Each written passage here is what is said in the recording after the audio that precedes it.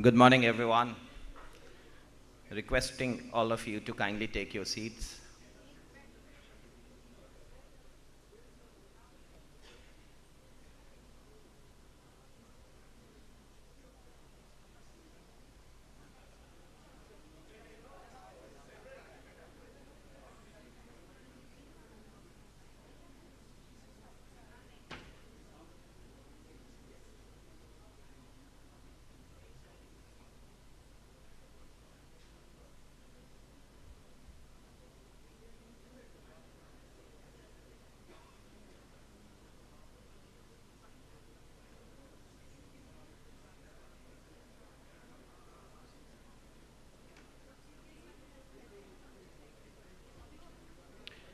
Respected dignitaries, requesting if you may kindly take your seats.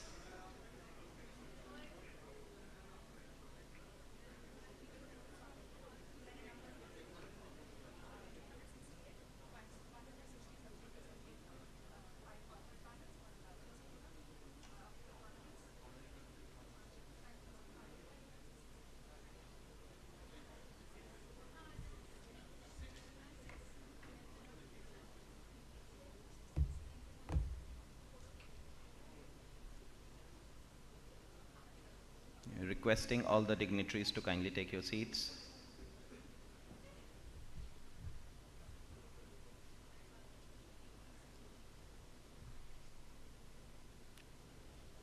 Good morning, everyone. Good morning. It's my absolute pleasure and privilege to welcome all of you to the PRISM-FIMC conference, which coincidentally also happens to be the 5th edition of PRISM conference. As I look around this room, my heart fills with joy to see that all of us have assembled here to remember someone who has been truly adorned, who has been truly a change maestro, and someone who worked tirelessly his entire life to bring industry and academia together. I will be running short of time if I mention all the names of who's who present out here, and therefore I would not even dare venture into it. But whenever we talk about the complete ecosystem, we can see the doyens from academia here, we can see the dignitaries and leaders from public sector here, from cooperative sector here, and a huge number of leaders and decision makers from corporate world also over here. This, I think, is a true testimony to the countless number of lives which Dr. PRISM-FIMC touched. It is also our honor and privilege to have amongst us Mr. Krishnan Ramchandran, MD and CEO, Niva Bupa, as our keynote speaker. Ladies and gentlemen, may we have a big round of applause for him. We are equally privileged to have our chief guest of the inaugural session, Dr. T.G. Sitharam, Chairman, AICT Government of India. A big round of applause for him as well.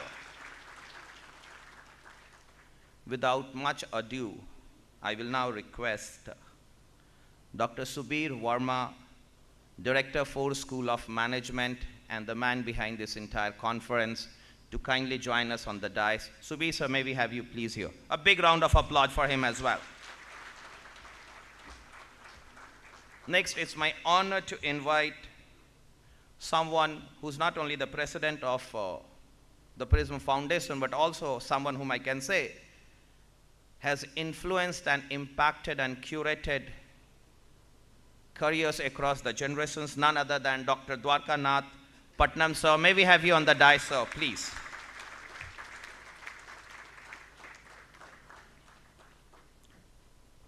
May I now also request Mr. K.S. Bakshi, who's the Group Head HR Interglobe Enterprise and Secretary PRISM Foundation, to join us on the dais. It's my pure privilege now to request Mr. Krishnan Ramchandran, MD and CEO, Niva Bupa, to join us. A big round of applause for him, please.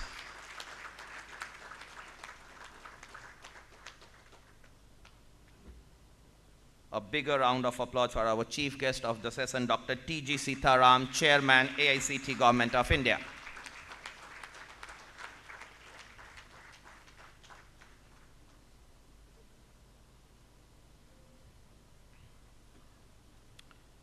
May I now request everyone in the audience to please stand up for the national anthem.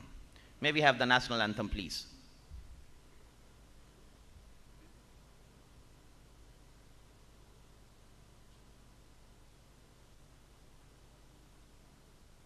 जनगण मन अधिनायक जय हे भारत भाग्य विधाता पंजाब सिंध गुजरात मराठा द्राविड उत्कल बंगा विंध्य हिमाचल यमुना गंगा उच्चल जलधि तरंगा तव शुभ नामे जागे तव शुभ आशीष मांगे गाहे तव जय गाथा जन गण मंगलदायक जय हे भारत भाग्य विधाता जय हे जय हे जय हे जय जय जय जय हे.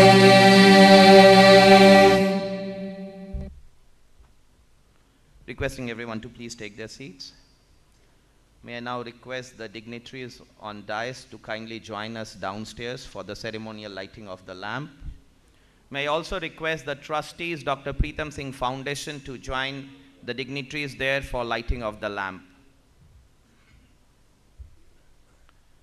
Dr. Chaturvedi sir, Dr. Asha ma'am, Dr. Maitri sir, if we may have you there joining the dignitaries, please.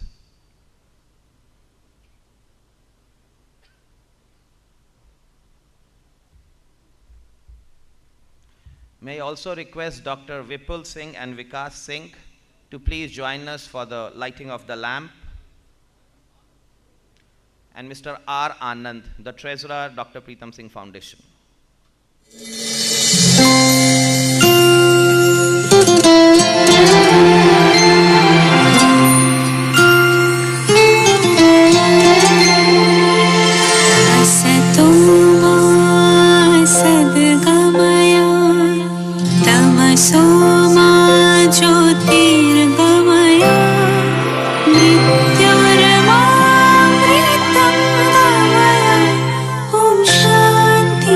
Shanti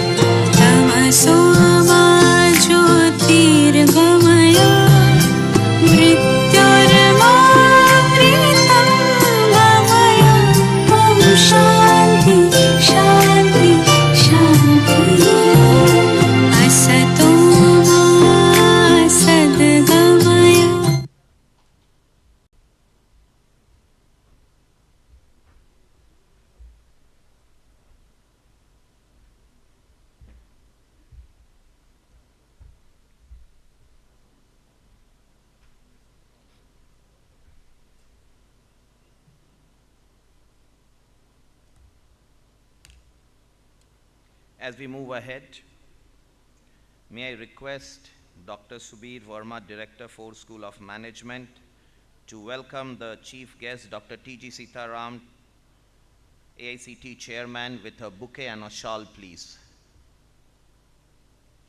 A big round of applause, ladies and gentlemen.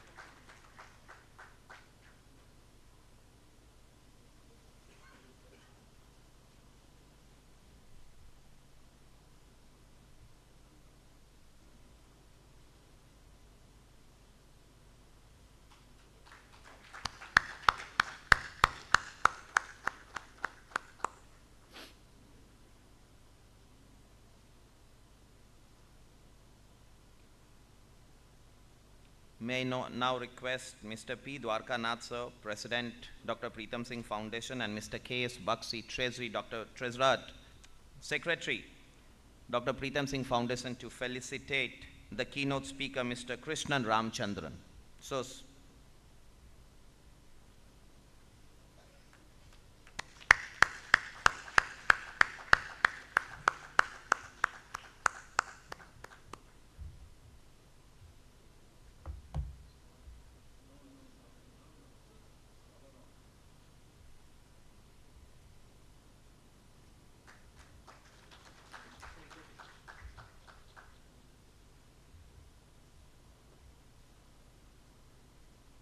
now may I request Dr. Subir Verma, Director, FORE School of Management, to felicitate Mr. P. Dwarkanath, President, Dr. PRISM-FIMC Foundation, and Mr. K.S. Bakshi, Secretary, Dr. PRISM-FIMC Foundation, with a bouquet and a shawl, please.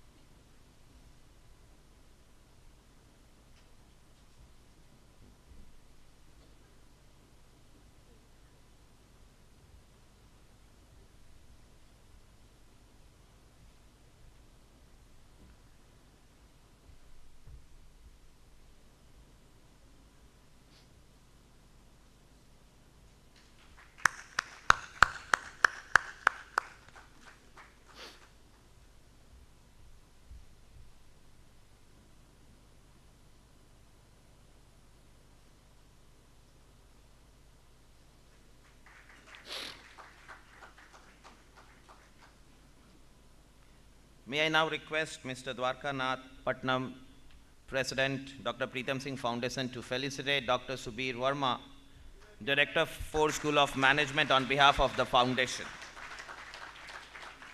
Bakshi sir, if you may please also join.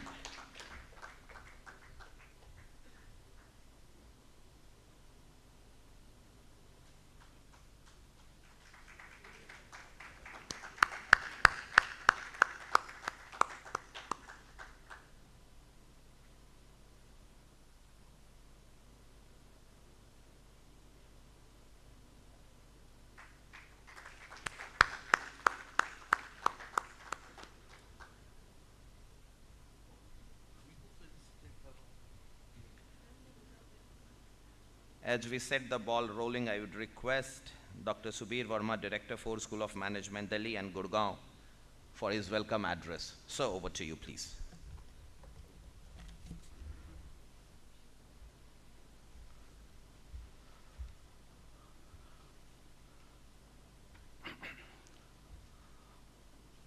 Honorable Chief Guest, Dr. T.G. Sitaram, Honorable CEO and MD, Mr. Ramachandran,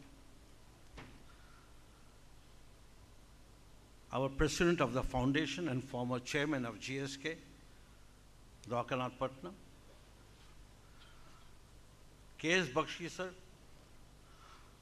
the Secretary of the Foundation, and also the head of HR of Interglobe Technologies.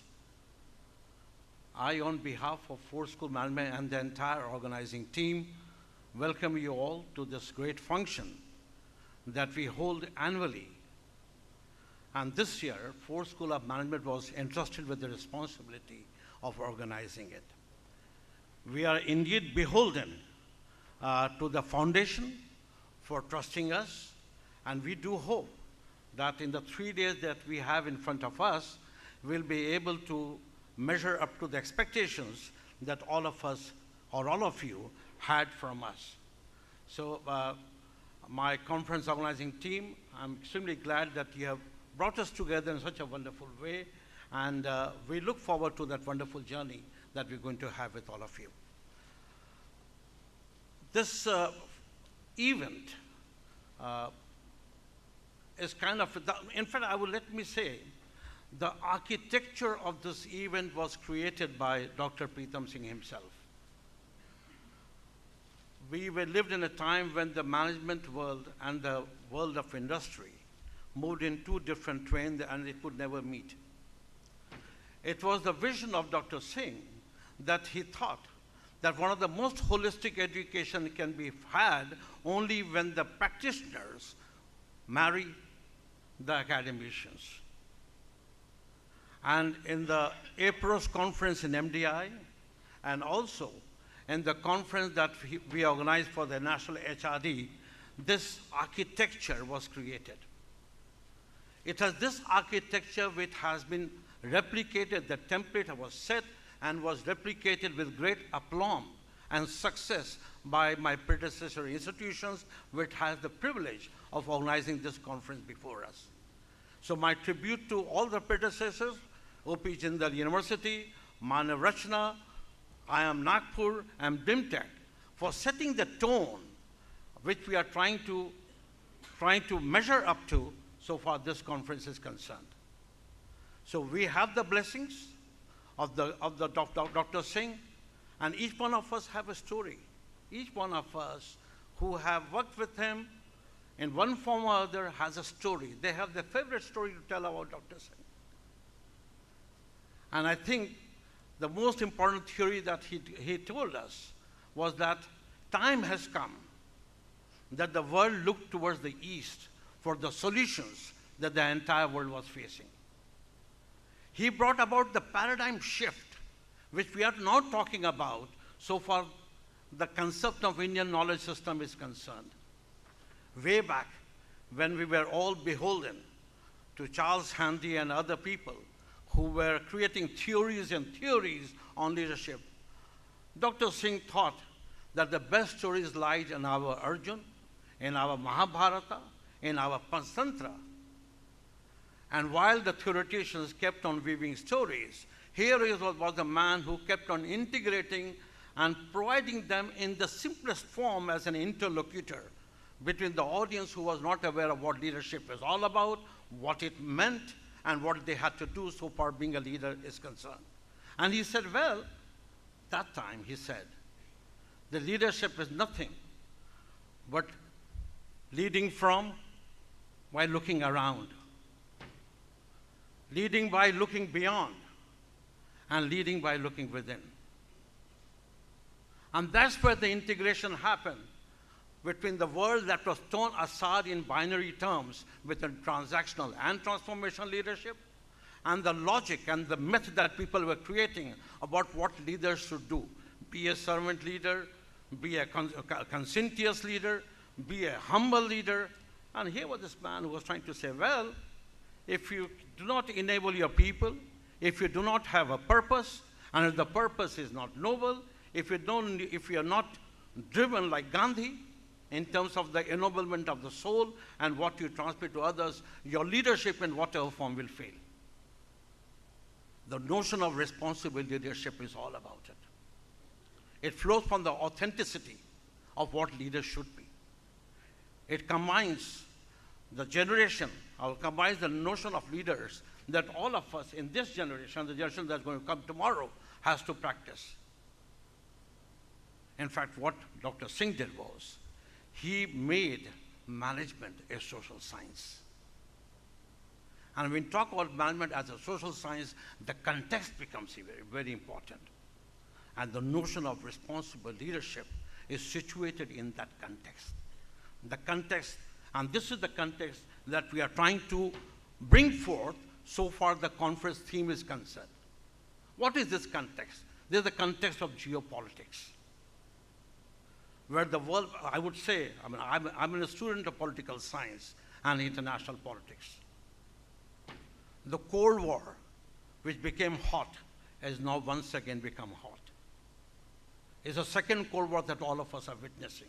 And this Cold War is different. If the earlier Cold War was based upon ideological and geographical alignment, this Cold War, or this hot war, is now driven with military strategies, and I would say the myopia which trade dominance has on those people who are dominating the, I would say, the world circulation of capital. In fact, today, we have people who are responsible for the underdevelopment of the developing countries, talking about what development is all about. In certain ways, they are correct. They use technology to demolish, and I would say to erode our environment. And then they say, well, you can be responsible only when you take care of your environment. And that brings us to the second aspect. So from the world of geopolitics, and look, the geopolitics had what I call a sense of,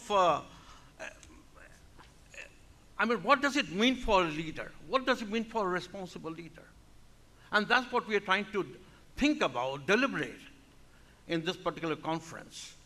It's all about, how many of us were prepared for Trump tariff? None of us. How many of us were prepared for COVID? None of us.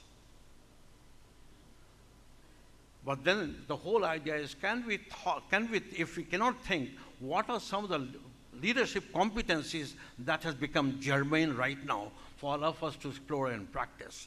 And these are all about anticipating shocks, having a foresight for that. That's the reason why I said, PRISM-FIMC sir talked about thinking about the sound of an unborn child. He talked about objective thinking and looking beyond, and that's what we need to have from leaders of today. The ability to think beyond, to build resilience, and to foster cooperation even amongst the most fragmented. I'm so glad that we have the foundation with whom we are collaborating to bring about the integration of two fragmented streams of one of thought and another of practice. The second aspect is about technology. And we are in the world of AI, which has disrupted anything, everything. And the most important thing is that while the algorithms are defining choices, and data is shaping behavior, and automation is rewriting organizational structures, leaders must be the champions of upholding ethics, transparency, fairness, and the irreplaceable value of human judgment. While technology is giving us speed, it is the leadership that has to provide direction. The last part is the circularity, where the notion of a stakeholder, the notion of society, the notion of planet has become all the more important. We do not have a right to destroy our generations. And I think the world has to renew and refresh and reset itself to think afresh on this. So this is what it's all about. This conference of scholars, of practitioners, policymakers, and educators. Our task is not only just to study landscape. Our task is not to excel in that landscape, but our task today is also to shape it with our words and with our action. I open up this conference once again to a space. Now, this space is becoming constructed because the earlier demarcation of people on the basis of mode of production has shifted to the basis of mode of information. That's how people are getting classified today. The consumption pattern has changed. So let this space become bigger, where ideas evolve into insights, insights evolve into action, and action evolves into a more responsible and sustainable and human future. Welcome to all of you to this wonderful conference that we have curated in collaboration with the PRISM-FIMC Foundation. Thank you very much.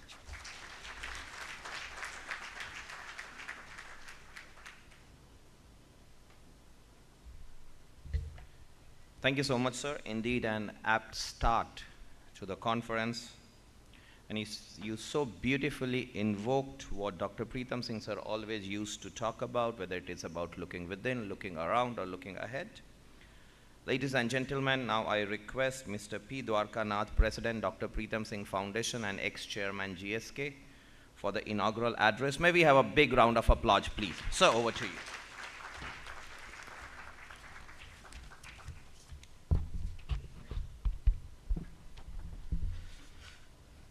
Our respected chief guest, Dr. T.G. Sitaramji, Chairman of AICT, and our keynote speaker, Mr. Krishnan, MD and CEO of Neva Bhupa, Dr. Subir Verma, and Mr. K.S. Bakshi. Our trustees, distinguished leaders from academia and industry, awardees, students, core committee members, and honored guests. Good morning to everybody. Firstly, I apologize for starting this program late, but we will try to catch up. Please bear with me for a few minutes, because this is the only opportunity for the PRISM-FIMC Foundation to display what we are doing. Two things I want to focus, because there are the thought leaders sitting here will follow. They will speak about the concepts and all that, but I just want to take this opportunity to tell what is PRISM-FIMC Foundation is, why it's been formed, what are the key objectives, and secondly, talk a little bit of Dr. PRISM-FIMC, because this was the feedback given from many times earlier. The person in whose name you have formed the memorial, we don't talk about him. Today I'm glad that Dr. Subir Verma, who was his disciple, colleague, and Dr. Subrat Kumar have spoken about it. But it's my job to touch upon these two aspects, so bear with me for 5 minutes. Firstly, sir, I would like to thank both of you for joining us. It's an honor to be here today. I don't want to repeat what has been said, but I just want to bring it to the notice. This is the 5th annual council of PRISM. I think one of the things was Dr. PRISM-FIMC taught was collaboration and teamwork. Okay, this is where every year we do this conference with one of the educational institutions. 4 have been done in Delhi NCR, including this, and one was done at IIM Nagpur under Dr. Maitri's guidance, and BeamTech under Dr. Arvansh Chaturji ji, as well as Manav Rachana last year with the support. And this year, I must owe my thanks to Dr. Subir Verma and his magnificent team, and also I would also like to thank the chairperson and the board of FORE School of Management, Dr. Madhurkar, and the other board members. So 2 things I just want to say, why we are here. Here today to celebrate the birth anniversary of Dr. PRISM-FIMC, who is today, would have complete 84 years. I think what is that, why we are formed? He expired, unfortunately, during COVID time in 2020, and some of his friends, colleagues, followers, students have decided to carry forward the legacy. In order to do that, we formed a trust. The principal trust, the founder trust, was Dr. Chaturvedi, who is sitting here, and Dr. Asha Bhandarkar. Later, Dr. Maitri, Dr. Saklin Siddique, and me have joined this trust.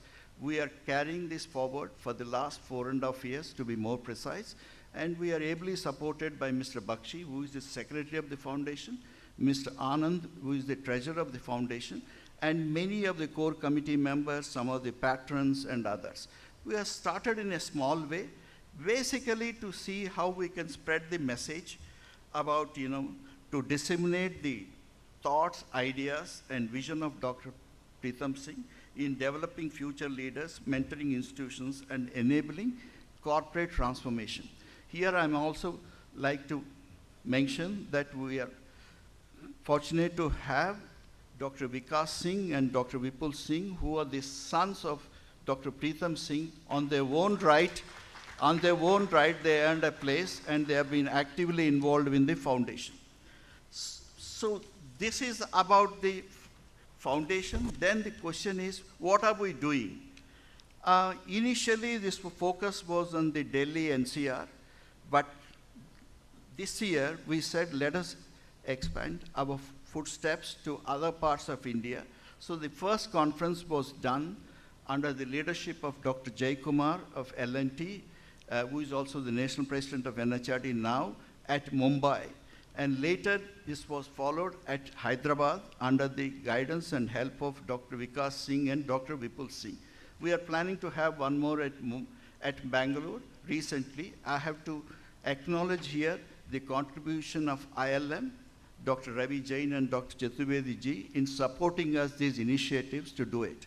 So what are these activities we do? Very briefly, we motivate emerging leaders and students. There's a competitions, we give awards as well. We celebrate Teachers' Day. We recognize seminal contribution of corporate leaders as well as academia every year, which we started 3 years ago. Today you will see some of them are receiving the awards today, very distinguished people. And we are also, this is a 3-day event. Second day and third day papers will be submitted. And what do you do with these papers? I think you will see it in next few minutes. Last year, Manav Rachna has done a fantastic job receiving a lot of research papers, which was one of the objectives of Dr. Pritam Singh, collated, edited, filtered, and 97 papers have been being published, and it will be released today. That is one of the outputs, apart from encouraging the research and so on. This is our humble contribution to building a strong research culture in Indian management education, and to bring the collaboration between academia and industry through these events. We can do many more things, but we need more volunteers, and we need some more help and guidance, both from academia. This is one of the things of now coming back to Dr. Pritam Singh. He is the first recipient of the Padma Shri from management education space. Some of the youngsters, like many seniors who are sitting here, General Khurana and Dr. Murthy and all, they know who is Dr. Pritam Singh, but some of you may not be knowing. I want to be very short and brief. Dr. Subrat Kumar has already alluded, so is Dr. Subir Verma.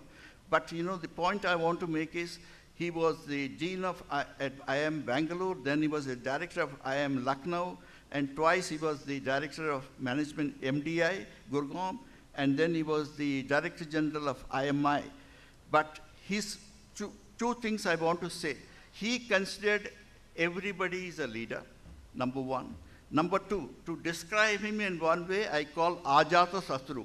He never had an enemy, and he was ability to connect from Mali to Malik.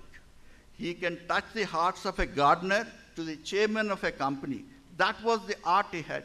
And he used to make everybody feel that you are valuable, which is a Pygmalion effect in management, I don't know, but that was the charm and the magic he had. That's why there are people who still try to seek his blessings wherever he is. So, if I say his relationship spanned academia, public sector enterprise, and corporate India, perhaps he is one of the rarest academia leaders who could have that sort of connect with both public and private sector of corporate, as well as with the government, policymakers, as well as with the academia. So these are some of the things what Dr. Pritam Singh has done. So just want to recall on this, his 84th birth anniversary, to celebrate and also to pay our gratitude to him for what I've done. One thing I just want to say, this time I must give a lot of credit to Dr. Subir Verma and his team. There is one panel discussion apart from two corporate panels, which is the first time is being introduced. This is Ambassadors Panel. Ambassadors Panel, there are three former senior diplomats will participate, and this is basically meant to say what he's talking about, geopolitics and the impact on people and business. So one thing which Dr. Pritam Singh has said, we said, There are 4 T's which are very important.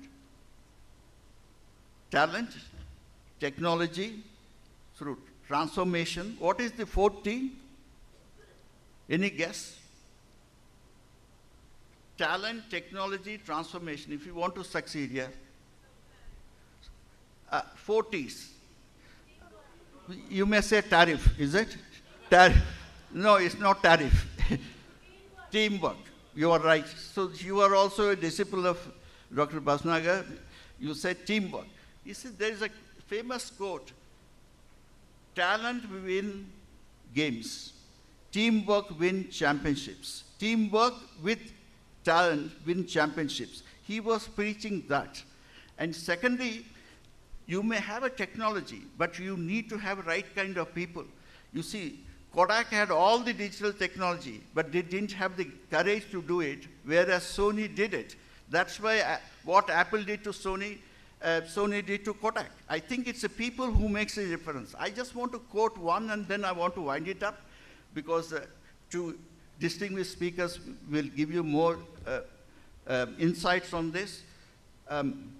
Take away my buildings, take away my brands, take away my buildings, brands, as well as my money, but leave my people, I will deliver another company in 10 years. This was said by Richard Dupree in 1945, CEO of P&G.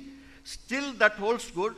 Only thing is, at that time he said 10 years, today it may be 3 years. The only thing is the agility and the innovation have made the difference. So, ladies and gentlemen, it is the talent with the right kind of technology. I know Dr. Pankaj Bansal is sitting here, he's laughing, he talks about very well of technology, but he always believed in talent as well. Talent, technology through transformation, which requires a teamwork. That's the essence of it. If you don't keep scoring, you're just practicing.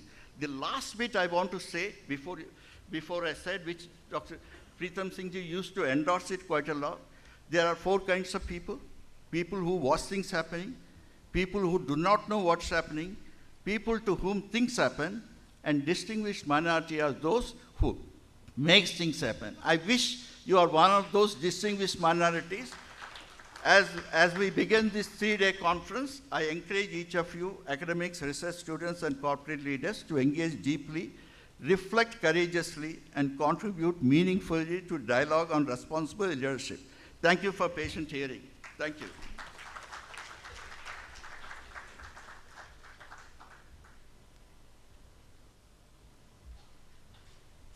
Thank you so much, sir, for your enlightening words. I think after Subir, sir, this was a perfect speech which also talked about the life and lessons of Dr. PRISM-FIMC, sir, and starting from very tiny steps, how Dr. PRISM-FIMC Foundation is continuously moving in this endeavor to bring the various stakeholders together. Before I move ahead, I have a disclaimer to make. I'm deliberately not reading out the profiles of the speakers out here in the interest of time, and also if I actually start reading out their profile, it is going to take a lot of time for me. So it is not out of any disrespect, it is just purely because of keeping in mind the sanctity of the time. So that's my humble submission to all of you.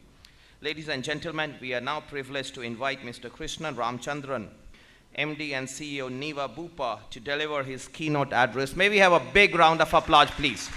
Sir, over to you. So the interesting thing is Dr. Dwarkanath has already covered what I want to say. So bear with me for the repetition, but hopefully I'll give you a flavor through the lens of a practitioner, many of the concepts that he's already referred to. But before that, it is indeed a privilege to be here. When Dr. Dwarkanath first called me, my immediate response to him was, are you sure you have the right person? But he has been insisting that he has the right person, so hopefully I'll do some justice to his belief and faith in what I have to say. I also want to say that, you do have a distinguished alumni, if you will, FORE School in my company.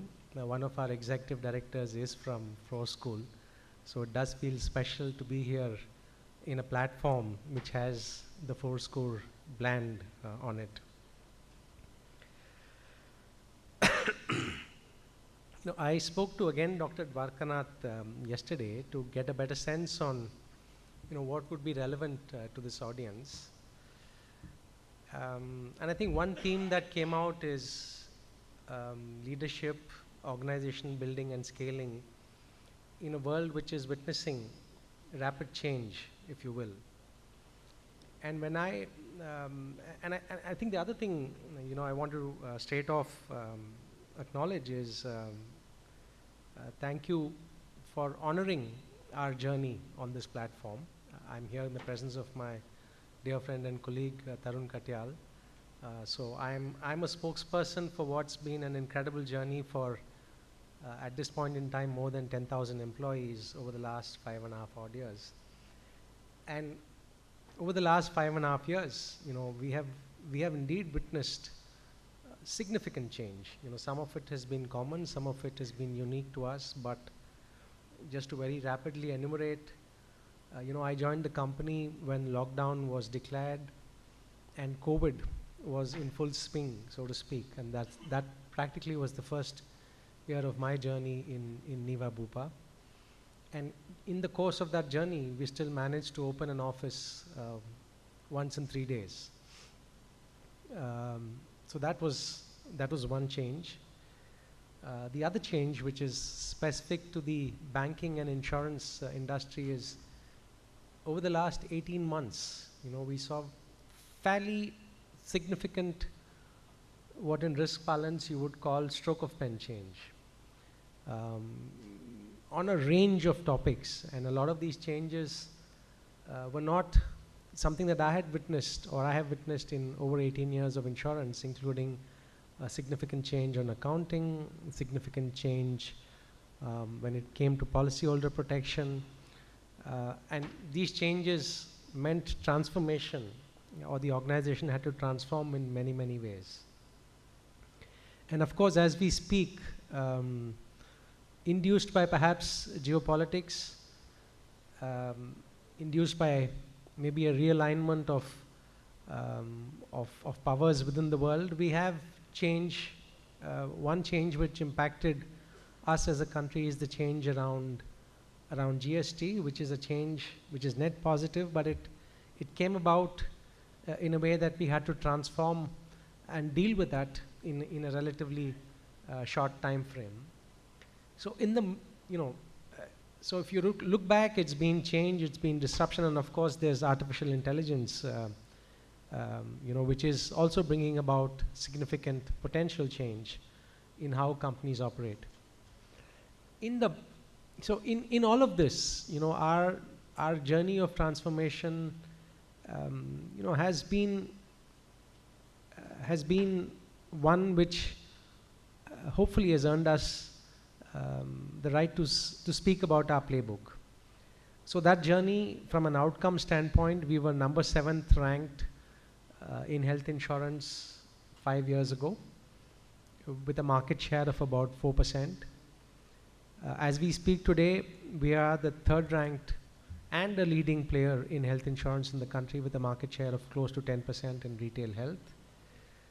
We have grown from 50 odd offices to 210 and counting as we speak in the last 5 years, and many of those offices were opened right in the middle of COVID.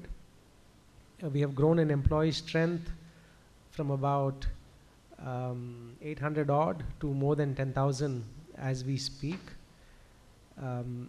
I came in as part of a big shareholder change. Max used to be the promoter shareholder of this company. They were replaced by True North. Bupa has been a constant factor. The enterprise value of the company 5.5 years ago was about 1,000 crores. About a year ago, we listed, and the enterprise value of the company as we speak is close to 15,000 crores. So that's been our journey of transformation amidst all of this change. And there is a playbook that I'd like to spend time on to perhaps through a practitioner's lens come alive a lot of what Dr. Dwarkanath has already spoken about. And I do want to caveat what I'm saying is that this playbook has worked for us so far.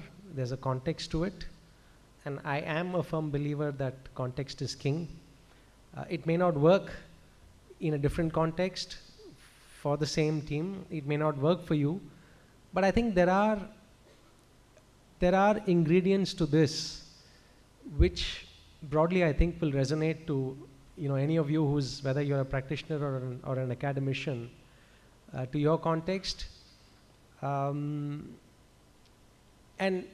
These are also specific to the topic. I was thinking, I was scratching my head. Look, are there things that are specific from an ingredient standpoint, or are there things that are invariant?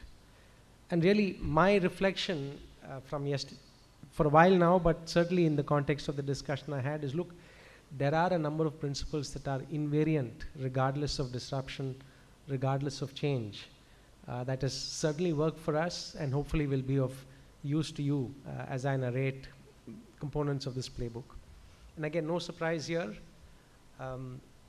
In my mind, when we, as we build and scale organizations in an environment, whether it's stable or one where there is much change, there are three critical building blocks that have worked for me over the last couple of decades at least. The first and foremost is talent. And let me layer out what has been our approach to talent within the company. And I'm a big fan of what Jim Collins has stated in his book, having the right people on the bus, but equally importantly, making sure that the people who don't belong are off the bus, right? So the first step when it comes to this whole process of talent management is right people in the right places. And when I reflect on our journey, and by no means are we anything close to mature, but certainly we are maturing and we are a much better organization for paying more attention to the processes of talent today than we were perhaps 5 years ago.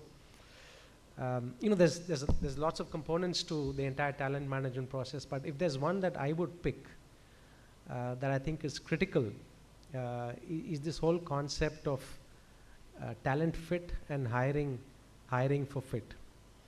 And as an organization, whether it's at the senior most level or all the way down to a frontline salesperson, and we have about 6,500, 7,000 of them, and for any of you who works in insurance or banking and financial services, it is a norm that 60-70% of that workforce attrites every year. So you can imagine the challenge of talent when it comes to hiring and replacing this talent. And I felt that, look, we have thrown a lot of time and effort into training, skilling, rewards and recognition, and so on and so forth. But my realization in terms of that process is, look, it is most important to hire right. So at the senior level, we laid out, and again I emphasize it's a journey, but we laid out what we feel are the vital ingredients for us to hire for success. And we said, look, ours is an execution intensive industry. Health, to quote the words of my former chairman, health works 24/7. It is not an option to tell a customer who's in a hospital that, hey, this is not our working hour, and therefore we cannot be of service to you. So health works 24/7. So the execution intensity of what we do is perhaps of a significantly higher order than most other industries. And we said, look, talent that we onboard must inherently have the passion and the ability to execute. And I'll come to execution a little later, but that's one vital ingredient or competency that we look for. And we have sort of broken that down into how it can be used in a talent hiring process. The second element that we look for is, different people call this by different names, but we said, look, in a world which is changing quite rapidly, the ability to look beyond, the ability to look around and the ability to look within, as Dr. Dwarkanath has laid out, is important. And we call that, and we categorize that into two sort of ingredients. And we said, look, strategic mindset and being an entrepreneur. are important competencies that we need in our people. And we've been very, very careful in terms of laying out what that means as we look to onboard talent. And in a large organization, which is where talent density, talent matters, we said, look, we have to make sure that we have people, who can build high-performing teams. So just being thoughtful about what in my mind is perhaps the most critical ingredient around talent is a journey that we've been through. And at the junior levels, I felt that, look, our hiring for success was no better than toss of a coin. There would be 50% of the people who worked out, 50% who didn't work. So there, we've also been through a journey of systematically identifying what maximizes probability of success, because that, at the end of the day, that's what this game about. And then, of course, this is not to say that you can skirt the other important topics around talent, which is around development, skilling, training, everything that we need to do from the point of view of productive retention. So all of that we've paid attention to, but if I have to single out what's been a vital ingredient in our journey so far, it's been just paying a lot of attention to hiring and hiring from the point, right people in right places, right? I think the other call out I have, again, which was touched upon, is in terms of our framework. A lot of times, as professionals, especially as professionals who have come up through an MBA route, there's a lot of emphasis on rewards. So the entire sales orchestration in our company has historically been a lot about rewards, which is that, look, if you do this, you will get this, right? And does it work? The answer is absolutely yes. Done well, done systematically, it absolutely works. But we felt that, look, there is perhaps a much more powerful ingredient that spurs effort. And that ingredient, I think Dr. Subir referred to as purpose. And in our industry, purpose is actually, we are somewhat unique in the sense that what we do is, of course, commercial, but there is incredible social impact in what we do. And let me spell that out for you. The single largest reason for people to become poor in our country is, guess what?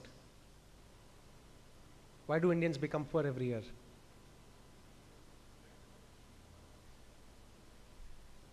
Do I have an answer? Hospitalization expense. Close to 50, this number is staggering. Close to 55, 60 million Indians fall into poverty every year because of medical expense. This is temporary poverty. Many families bounce back, but the tales of families who destroy savings, forego dreams, forego investments, it is very, very real.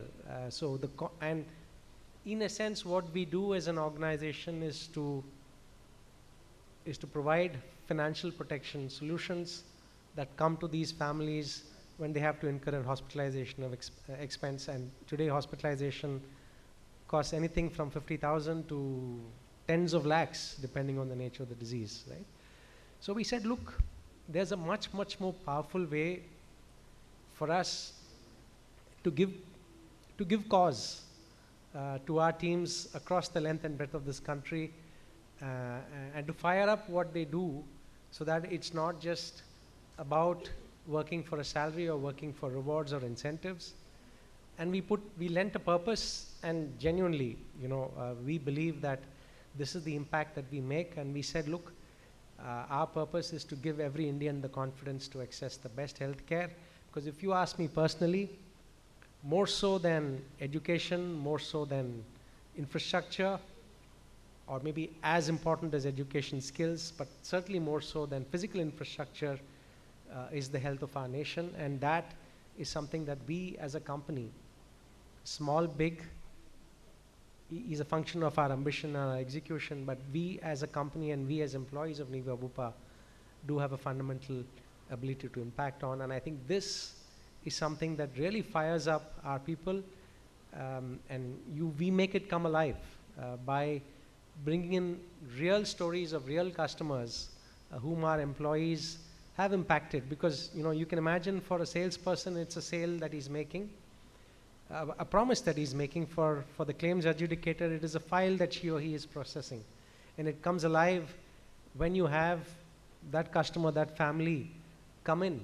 And in our company we say that, look, our success is premised on the blessings of all the families whom we have positively impacted by making good on a promise that we make, that we will stand by them in their hour of need when they buy a financial protection product from us, when they need it during hospitalization. So I think this is a really powerful dynamic that quite often, and guilty from my standpoint as well, that we underestimate in terms of what it means from the point of view of employees and efforts that go beyond what is just warranted from a salary recognition or reward standpoint. Right? So I think that's perhaps the most powerful building block that's been an ingredient to our so far successful journey.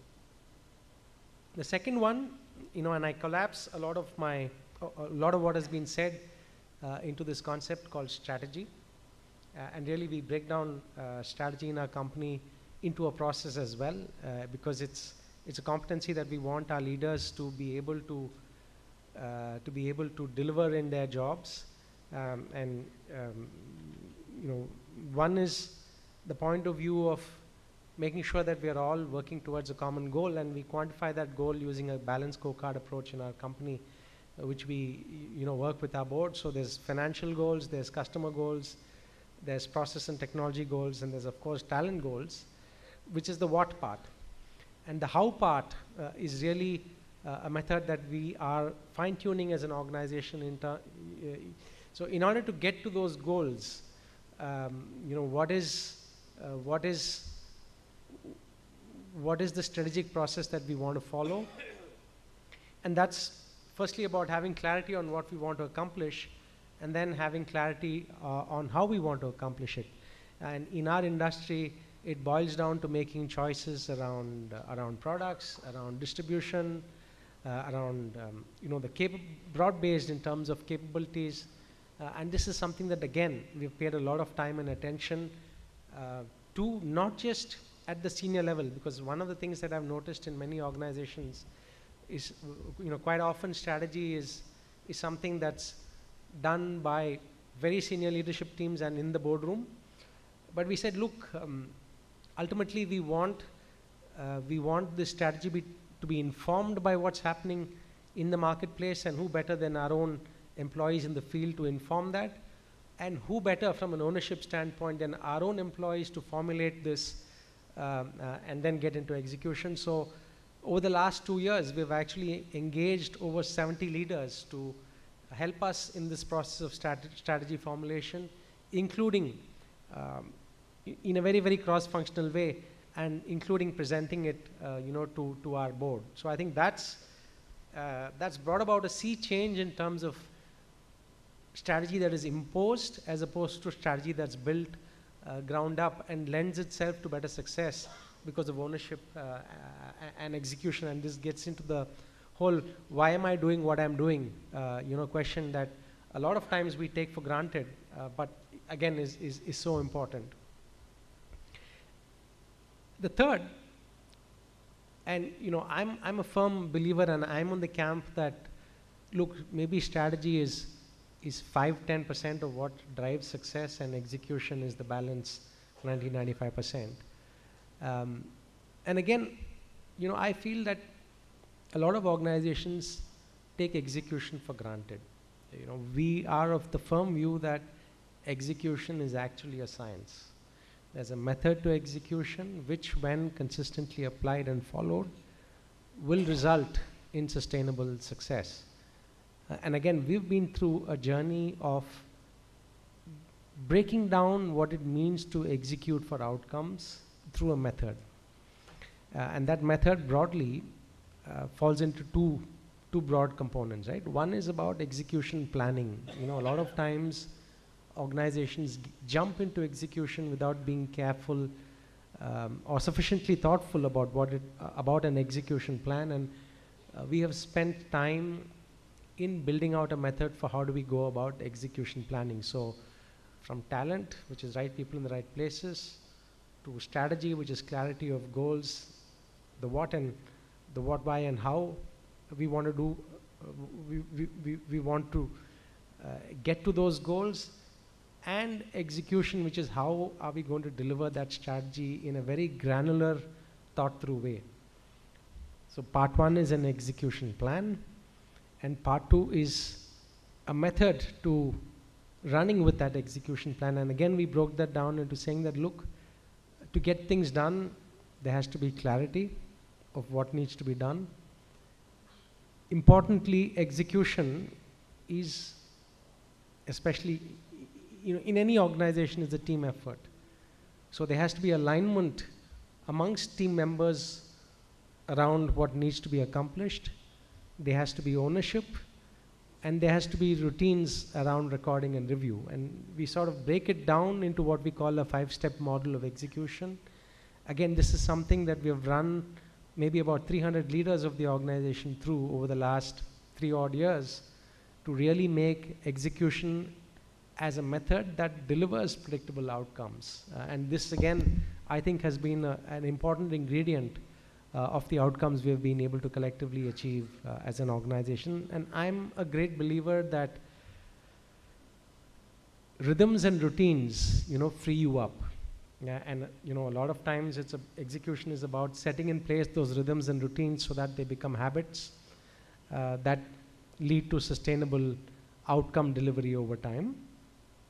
And I think the last point I want to make is really about the rhythms of continuous improvement, performance optimization in an organization. And in my experience, a lot of times, 80-90% of what you do is routine. And routine sometimes means boredom. And as leaders, when we get bored, it translates into failing execution. But what we have tried to inculcate as a culture in the company is that, look, the rhythm of performance improvement is an endlessly fascinating journey. And broadly, we break that down into 2 parts. One is a rhythm of analytics, insights, leading to actions, and a virtuous loop around that. So looking at data, seeing what insights data throws up, and more importantly, what actionable insights emanate from that analysis, and running a positive feedback loop around that. So that's one important performance improvement rhythm that we've been practicing over the last 5 years. And the other, and I think this is quite often less practiced in organizations, is a rhythm of field experiments, which is, sometimes data does not give you all the answers. And even if it does, it's partial, so you really don't know, whether something works or not. So the other rhythm we pay a lot of attention and practice with rigor is a rhythm of field experiments where, look, I have a hypothesis that something is going to improve performance. I don't know whether it will indeed do so or not, but the way for me to find out is to run an experiment. If the result of that experiment is, look, it works, then there's a set method on scaling that experiment. If the answer to that experiment is, look, it doesn't work, drop it and move on to the next thing.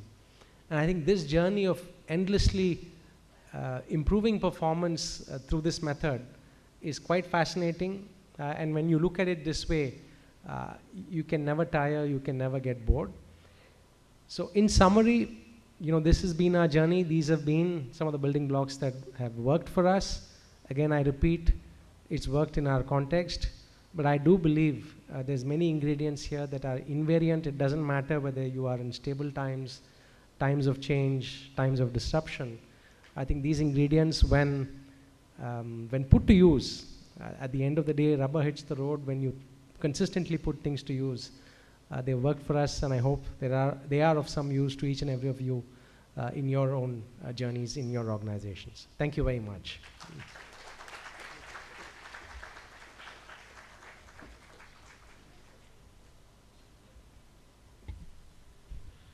Thank you so much, sir. I was reading somewhere that in today's time, the cost of information is going down to 0, while the cost of insight is going up to infinity. Your address was a perfect blend of insight, and please accept our grateful thanks from all of us. May we have a big, big, big round of applause. As I invite our chief guest, Dr. T.G. Sitaram, sir, Chairman AICT, the only thing I would like to add over here is that under his leadership, AICT has transformed from a regulator to an enabler. And what stands out for him is his open door policy and treating all the stakeholders fairly. Let's not be miser and give a big round of applause as we listen to your insights, sir. Over to you.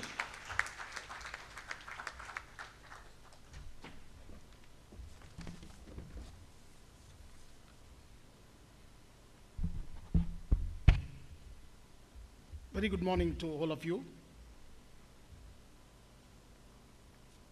Mr. P. Dwarkanath, President PRISM. Today's keynote address by Mr. Krishnan Ramachandran, MD and CEO, Niva Bhupa. Most importantly, Dr. Subir Verma, Director, FORE School of Management. Mr. K.S. Bakshi. And Professor Pritam Singh's family. And my good friend, Professor Maitri, Dr. Chaturvedi, Dr. Srivastav, and many others in this hall who are assembled here. Distinguished keynote speakers for the day, eminent ambassadors who are going to be having the ambassador panel, industry leaders, faculty members, students, ladies and gentlemen. It's both an honor and a great privilege to join you today at the PRISM-FIMC 2025 conference, and that event that stands as a beacon of intellectual rigor through leadership and purposeful dialogue. Today, we are also celebrating Dr. Pritam Singh's 84th birth anniversary. Friends, as you heard from the previous speakers, very few individuals influence institutions, and fewer still influences people. But rare are those who influence both and transform them for the better. And that is Dr. Pritam Singh, who belongs to that category. I think we all, on his honor, I request each one of you to stand up and give a standing ovation to Dr. Pritam Singh and his contributions. Thank you. Dr. Pritam Singh dedicated his life to the strengthening India's educational landscape, particularly the management education, and shaping leaders who are today serve the nations across the government, industry, and academia, and many of his contemporaries and students are here in this hall, proudly to be part of that foundation. And today's topic, also the theme of this conference, is also very interesting. That is responsible leadership in a disruptive world, focusing on geopolitics, technology, and circularity.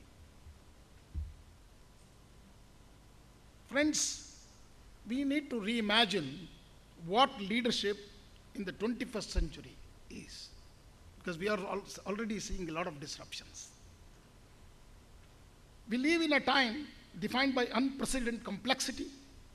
Disruption are no longer episodic. They are continuous, compounding, and interconnected. Let me highlight 3 critical planes of disruption. That is technological disruption.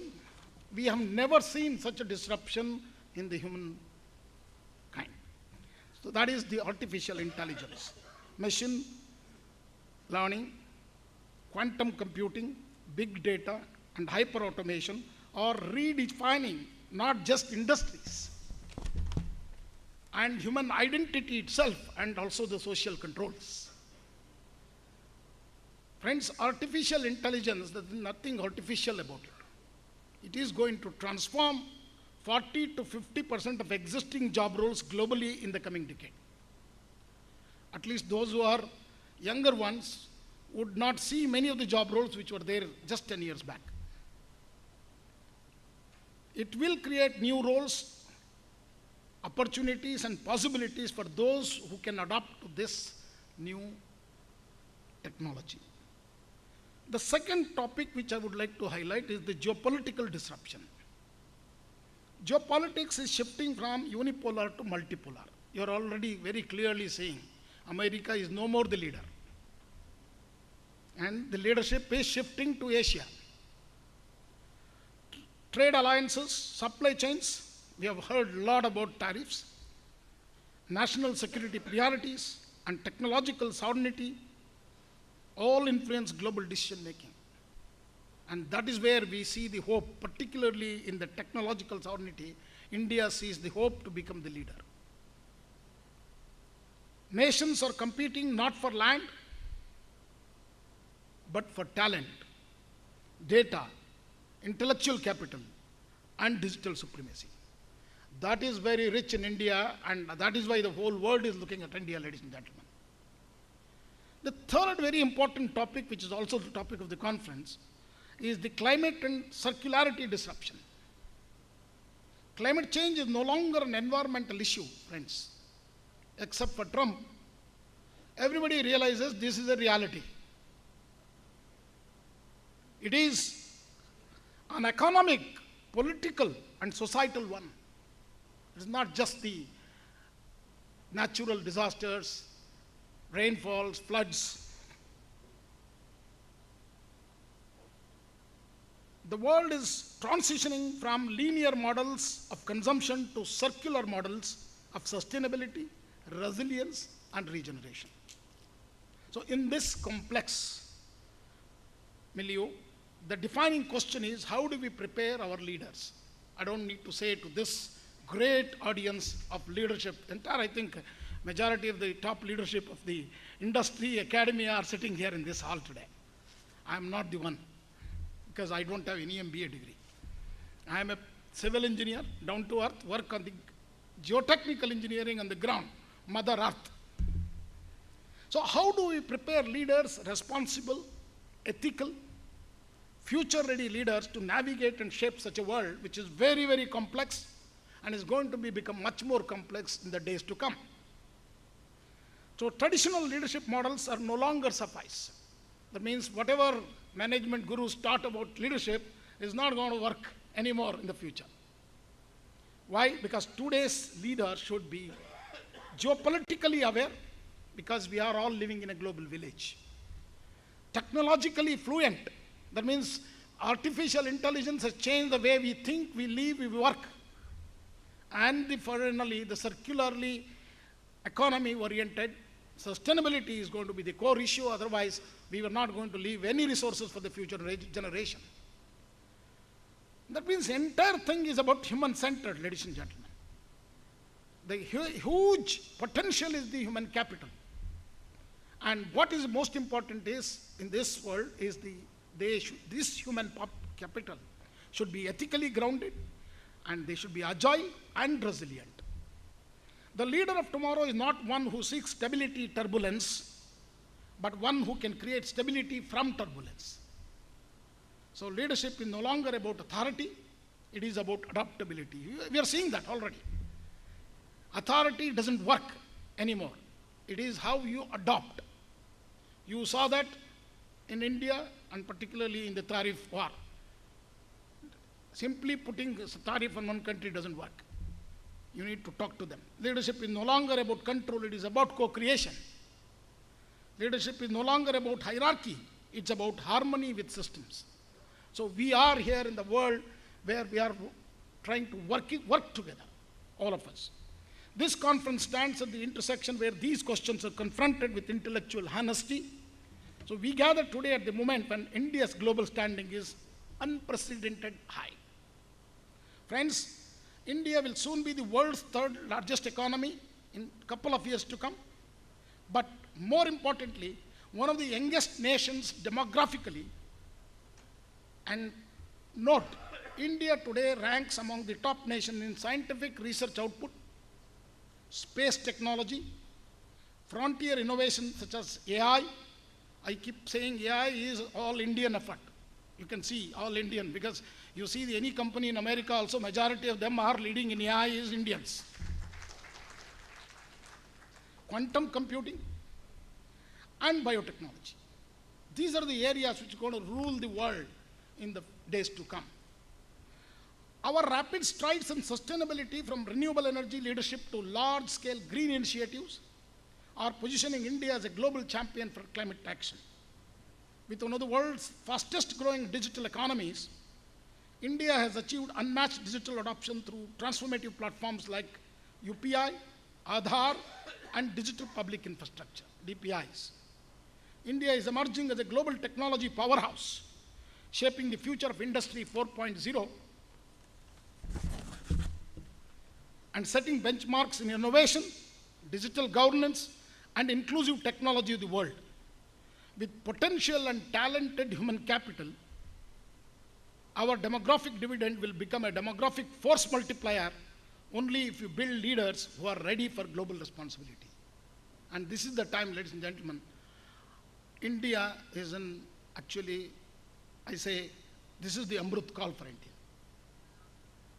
This is the time I think we need to all come together to make India number one. To do that, most importantly, higher education plays the major role. It is not just the GDPs. In a country of our 140 crore, we are only about 29.6% gross enrollment ratio today. That means about 30 students out of 100 students enter into university system after completing class 2. Our goal as per the national education policy is 50%. So let's just understand how did we come to this even 29.6%.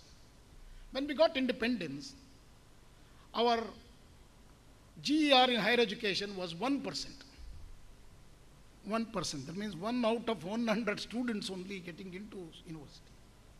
We had actually proved Lord Macaulay right, Indians are no good for higher education. From that day, 47, 2001, we reached 11%. That means we grew in 54 years, 10% GER in higher education. And 2001 to 2025, 25 years, we reached another 18%. 18 plus 11, 29. That's where we are. But we want to reach, by 2035, 50%. That means in 10 years, we want to grow 21%. So imagine now, first 54 years, we grew only 10%. Next 25 years, we grew 18%. But we want to grow another 21% in 10 years. This is the biggest challenge for India, because another 5 crore children are going to come to higher education by 2035. And today we have about 4.5 crore children in higher education, including management. Okay? 4.5 crore children in higher education with 1,200 plus universities and 45,000 or 50,000 colleges. But imagine now another 5 crore children are going to come to higher education. How many universities you require? How many colleges are required? And is it possible to build universities in 10 years? That's the biggest question we have as a nation in front of us. Another 50%, this is only I'm talking about those who are coming to higher education. Another 50% students are also ready after class 12 or class 10, waiting to become skilled. Skilling is another major initiative. So thanks to Government of India, in both direction, we are very confident that we are going to achieve these numbers in 10 years. So Ministry of Skill Development and Entrepreneurship is emphasizing more on skilling, and Ministry of Education is emphasizing more on particularly higher education. So India's strength will not come from numbers alone, ladies and gentlemen. It will come from the quality of our education, and most important, higher education, the foresight of our institutions, the ethics of our enterprises, and the vision of our leadership. And I think this is the best time, then all of you are sitting, very distinguished speakers and panelists and the leadership is here to discuss this topic, and I think it is enough time to find some answers, because then only Vikasit Bharat by 2047 is going to be a reality.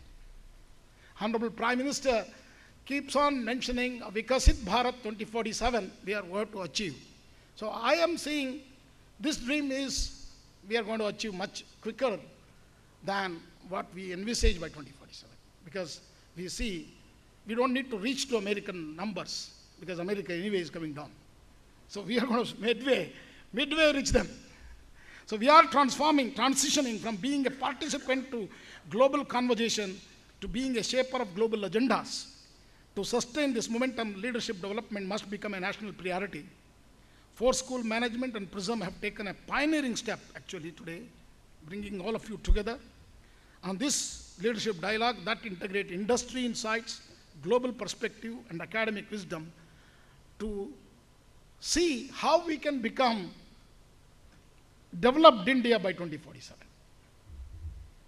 Friends, we have seen the growth of science and technology, and today you can proudly say, as Chairman AICTE, I will give you the numbers, I will proudly say we have delivered engineering education and management education, because now I have brought this time, many of you may not know, BBA, BCA also under the fold of AICTE from 2 years. First time, okay? That was not there before, okay?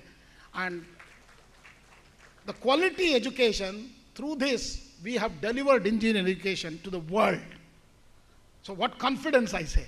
You don't see a company or a country without an engineer or a management guru from India. He has to be there in every country. He is omnipresent in every country and every company of the world. And more than 3,500 GCCs are coming and establishing their shops in second-tier cities in India looking for talent. So this is a golden time for Indian talent. This is the power of Indian human capital. Friends, we need an academic curriculum to really upskill them to a new world which is emanating, particularly in the disruption of technologies. AI and emerging technology literacy is foremost important today. So AICTE has brought in across, starting from BBA, BCA curriculum, we have developed a new curriculum across. And if you want to believe, just ask ChatGPT a question, how concurrent AICTE model curriculum in engineering or management, it will give you a phenomenal, fantastic answer. We are no less than any top universities in the world. But what we lack is the teachers, ready teachers. So, friends,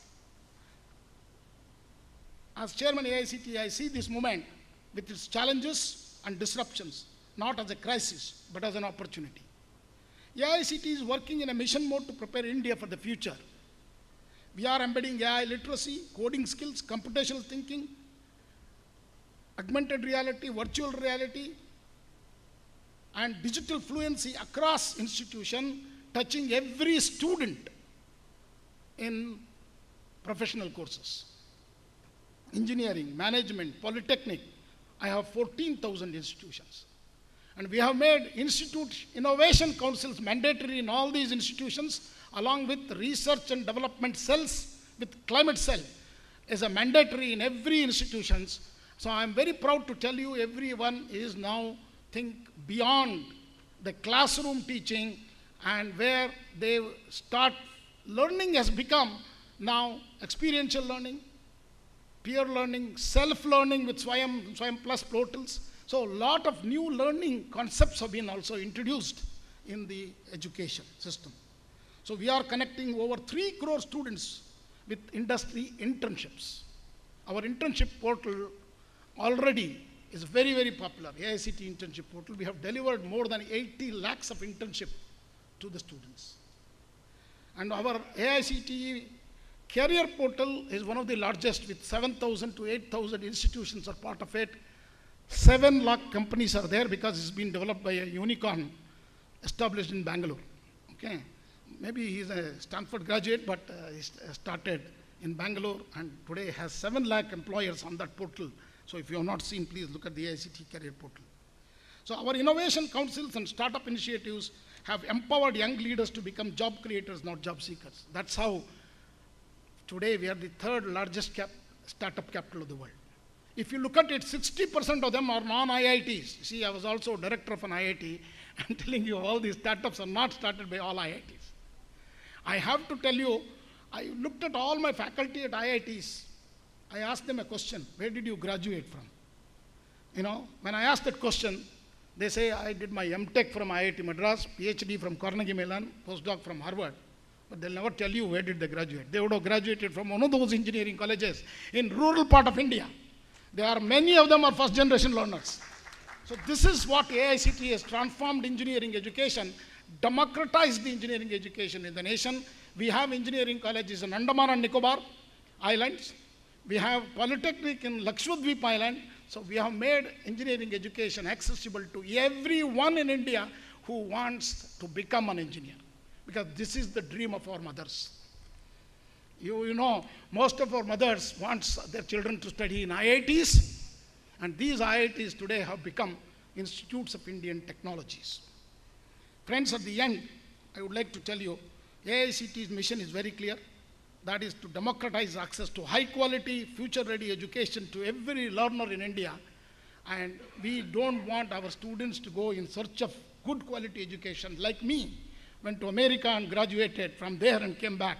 So we want students to study in India.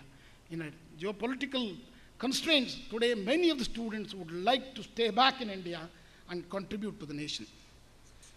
At the end, what is most important is, we have to also make our organizations also to rethink on talent development. That's what the keynote speaker spoke about.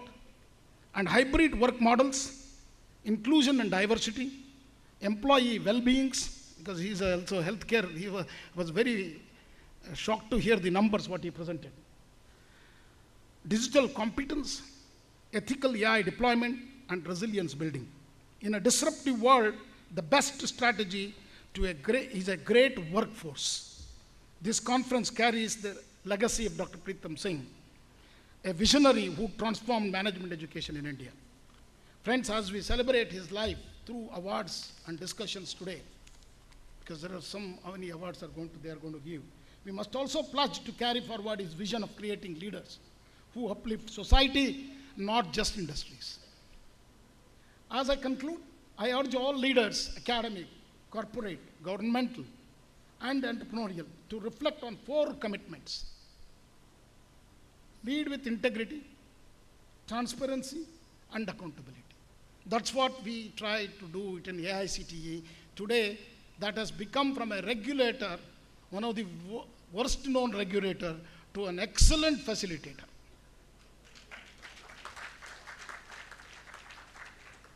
We stand at the cusp of becoming not only a global economic power, but global leadership power.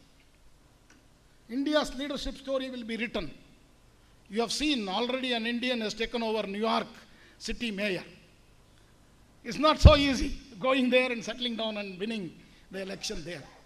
So our young innovators, our educators, our corporate visionaries, our institutions, and our commitment to responsibility, let us ensure that India does not just grow, but grows responsibly.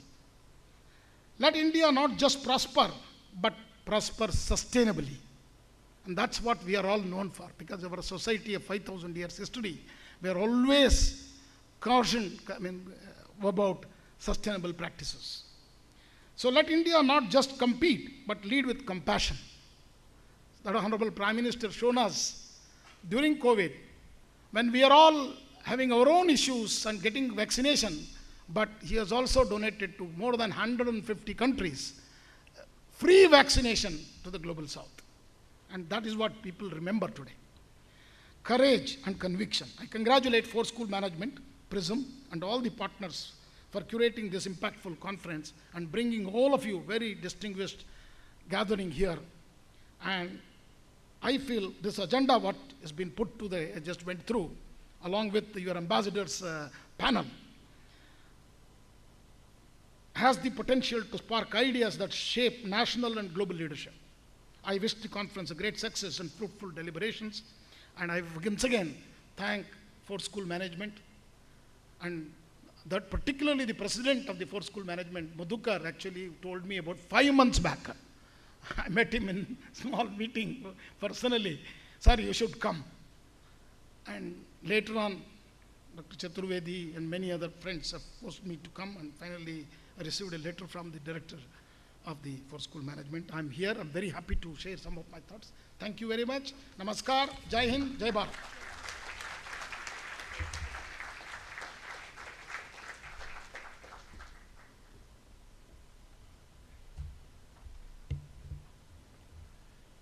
Thank you so much, sir. Rarely do we get an opportunity to listen to someone who's proud about the past, aware about the present, at the same time extremely optimistic about the future. Your address encompassed all the three spheres. So, ladies and gentlemen, a big, big, big round of applause for this wonderful and insightful address by Dr. T.G. Sitharam. As we move to the next leg of the inaugural session, Dr. PRISM-FIMC always stood for celebrating the achievements, celebrating the people who have made seminal contribution. And in that spirit, it was 3 years ago that Dr. PRISM-FIMC Transformational Leadership Awards in both industry and academia were launched. This year also, we had a very respectable jury for both the corporate as well as academia awards. I'm happy to share with you that the corporate jury was led by Dr. S.Y. Siddiqui, the ex-CHRO of Maruti Suzuki. The other members in the jury were Mr. Dwarkanath Patnam sir, Mr. K.S. Bakshi sir, and I also was privileged to be a part of that corporate award jury. The academia jury, it again had the academic leaders, Dr. Maitri sir, Dr. Chaturvedi sir, and Dr. Asha Bhandarkar ma'am over here. And the awards were the unanimous decision of the jury. It's my privilege to now start with mentioning of the Dr. PRISM-FIMC Transformational Leader Award in the corporate sector. Someone whom we all know and someone who has inspired a lot of youngsters inside and outside this room. Ladies and gentlemen, please give a big round of applause to Dr. Pankaj Bansal, who's the winner of the Dr. PRISM-FIMC Transformational Leader Award for the year. He needs no introduction, but he's the co-founder and managing partner at Carrot Capital and the co-founder of TAGD. May I request the dignitaries on dais to please felicitate Dr. Bansal. Once again, heartiest congratulations, sir.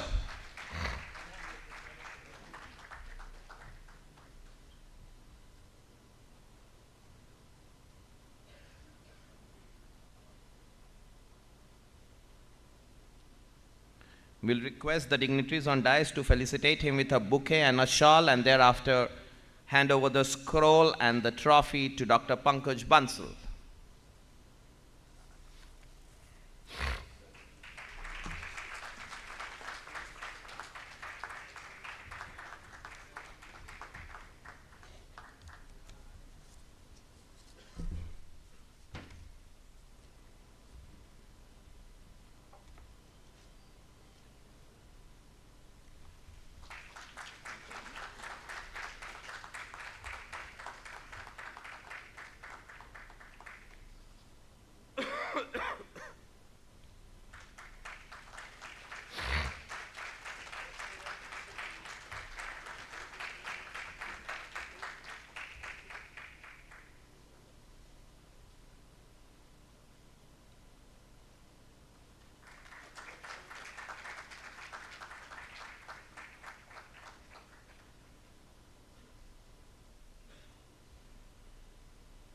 Dr. Bansal, may I request you for a couple of words?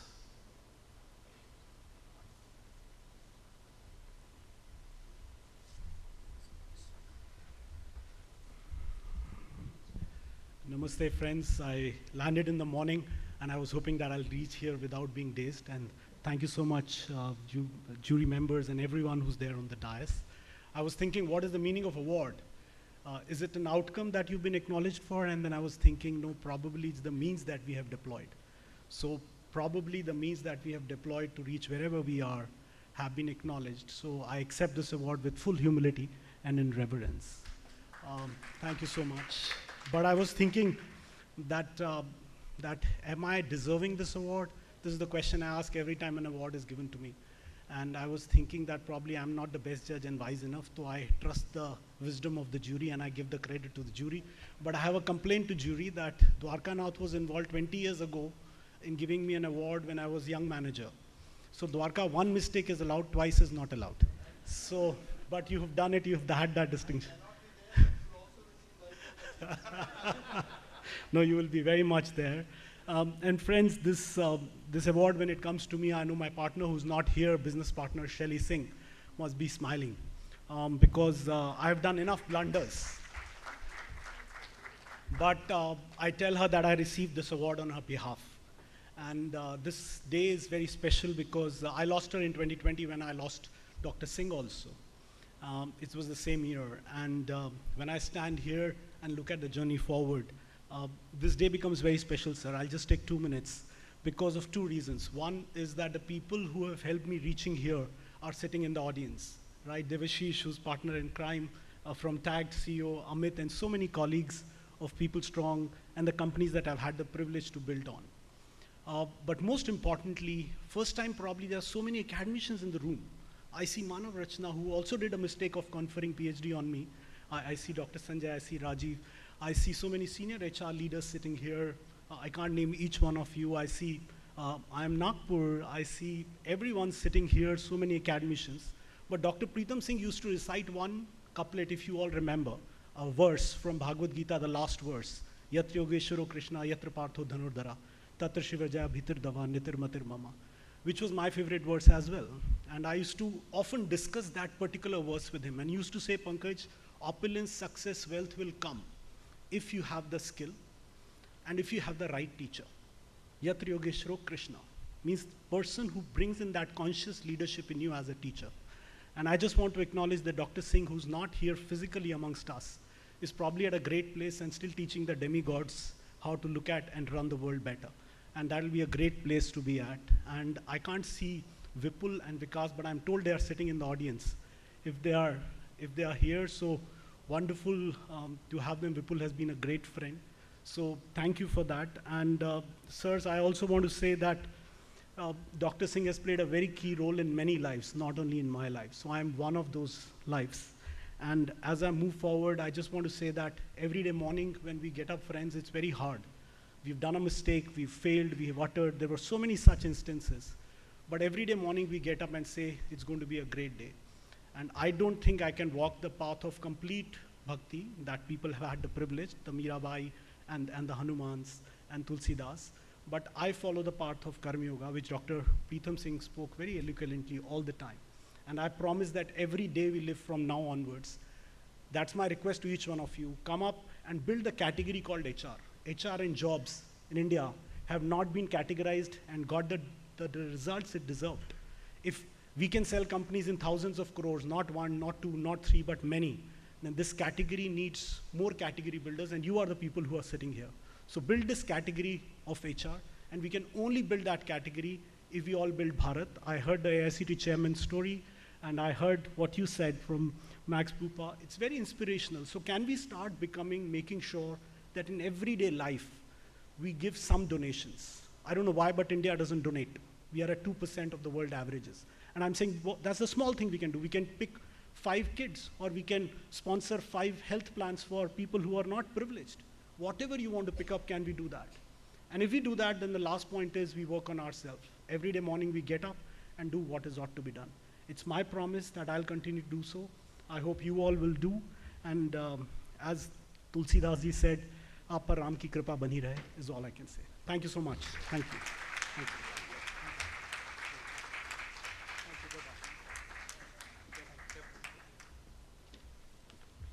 Thank you so much, Pankaj.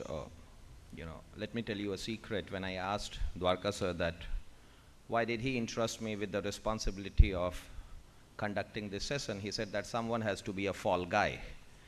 And that is why you were selected. My humble request to all the award recipients, if we can keep our acceptance speech a little short because we are running late on time. That's my humble request. As I move to the next award winner, who is the winner of Dr. PRISM-FIMC Lifetime Achievement Award in the corporate category, I was just going through his profile, and his total work experience is 47.5 years. And I'm happy to share that my age is less than that. I also had the privilege of knowing him as a person, a doyen in the cooperative sector, who has led by example, who has walked the talk, who's a role model. Ladies and gentlemen, I'm referring to no one else than Mr. R.P. Singh, sir, the Director, HR and Legal for IFCO. We are also privileged to have ma'am over here with us. Ma'am, may we request you to please join us on the dais. Shobha ma'am, if we may request you to join on the dais along with sir. Please give a big, big, big round of applause for him.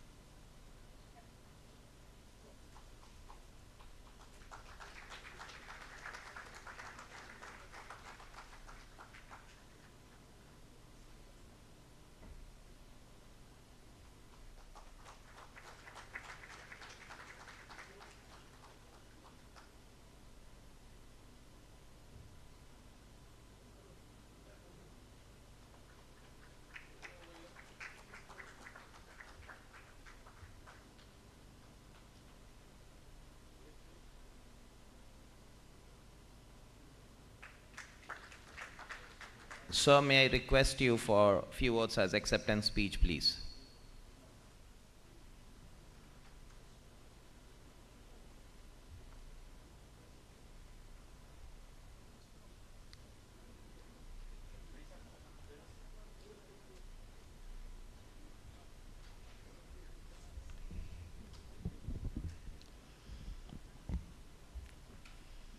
Thank you very much. In the interest of time, I would be very, very brief. Respected dignitaries on the dais, off the dais, our chief guest, our guest of honor, our president of the PRISM Foundation, dean from the FORE school, our colleague, Mr. Bakshi, who is the secretary of PRISM, all the distinguished dignitaries here, my colleagues, friends, seniors, ladies and gentlemen. It is indeed a matter of great privilege and honor for me to have received this award, and I accept it with gratitude and humility. I was wondering, why should I get this award? I mean, of course, I trust the jury, but, you know, while I was pondering over it, I thought that perhaps the only achievement that I have is sticking to the profession for about 5 decades. And the other achievement is sticking to one organization for 30 years and remaining as director for 16 years. That may not be an achievement. Somebody will say that, why didn't you become chief executive? But unfortunately, that position never remained vacant. The person who was there was for 32 years.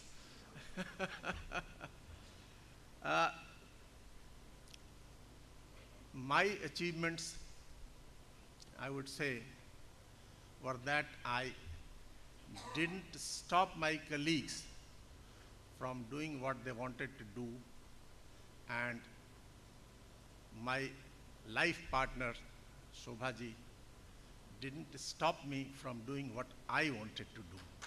So this is how I have come to this stage, and therefore the credit entirely goes to the team that has worked with me. It goes to the organization. And you know, when you work for an organization for 30 long years, and that happens to be a great organization, people mistake the achievements of that organization as your achievements. And that is perhaps has helped me to get this award. Thank you very much, sir. My sincere thanks and gratitude to all of you. And maybe I would have said so many things, but in the interest of time, I stop here. And once again, I thank all of you. Thank you.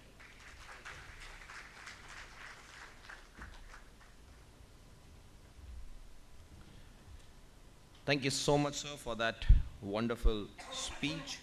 As we move to the Dr. PRISM-FIMC Transformational Leader Award in the Academia category, may I request the jury members for Academia Awards, Dr. B.A. Maitri, Director, IIM Nagpur, Dr. Haribansh Chaturvedi, Director General, IILM Group of Institutions, and Dr. Asha Bhandarkar, Professor, School of Management, Mahindra University, to join us on the dais. Sirs and ma'am, may we have you on the dais?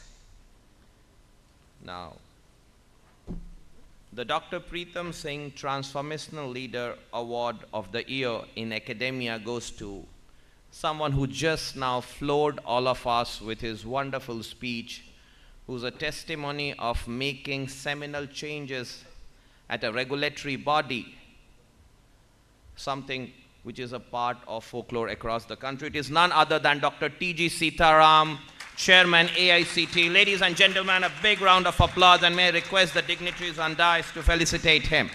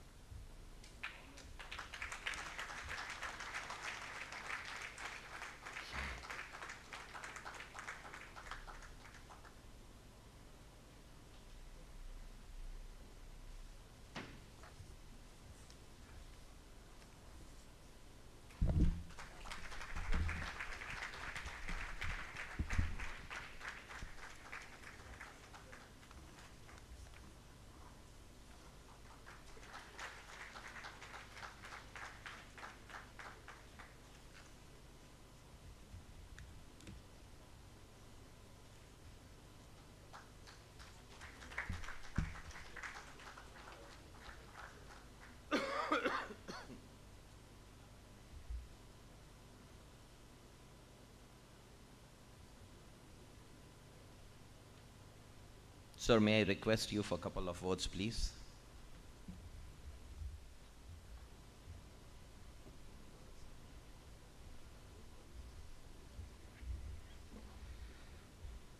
First of all, let me thank Dr. PRISM-FIMC Foundation and the FORE School Management, and also the eminent jury. We just had all of them on the stage, starting with Professor Bimra Maitri, Asha ji, and Harivansh Chaturvedi ji. Thank you so much. And I also thank my family, my wife particularly, Dr. Anuradha. She is not here, but and also my children, 2 of them, very sweet. Thank you so much. Thank you everyone. And I have already said enough. I will not say any more word. Thank you.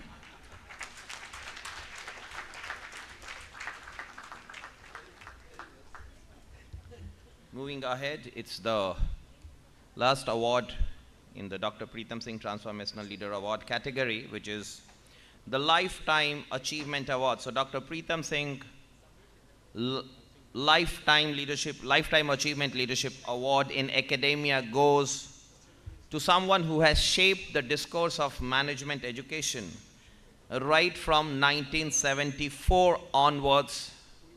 He has been the professor at IIM Ahmedabad from 1974 to 91, and he was the director of IIM Bangalore from 91 to 97. Ladies and gentlemen, a big round for Professor K.R.S. Murthy, who's the winner of the Dr. PRISM-FIMC Lifetime Achievement Award in Leadership. May I request the dignitaries on dais to felicitate him, please.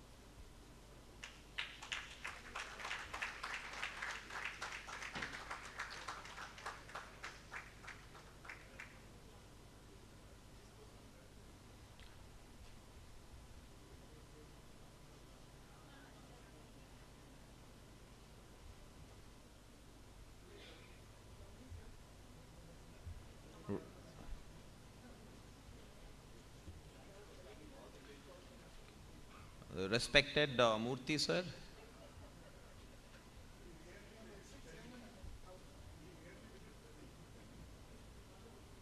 Respected Murthy sir, may I request you for a couple of words as acceptance speech, please? Other dignitaries may take their respective places.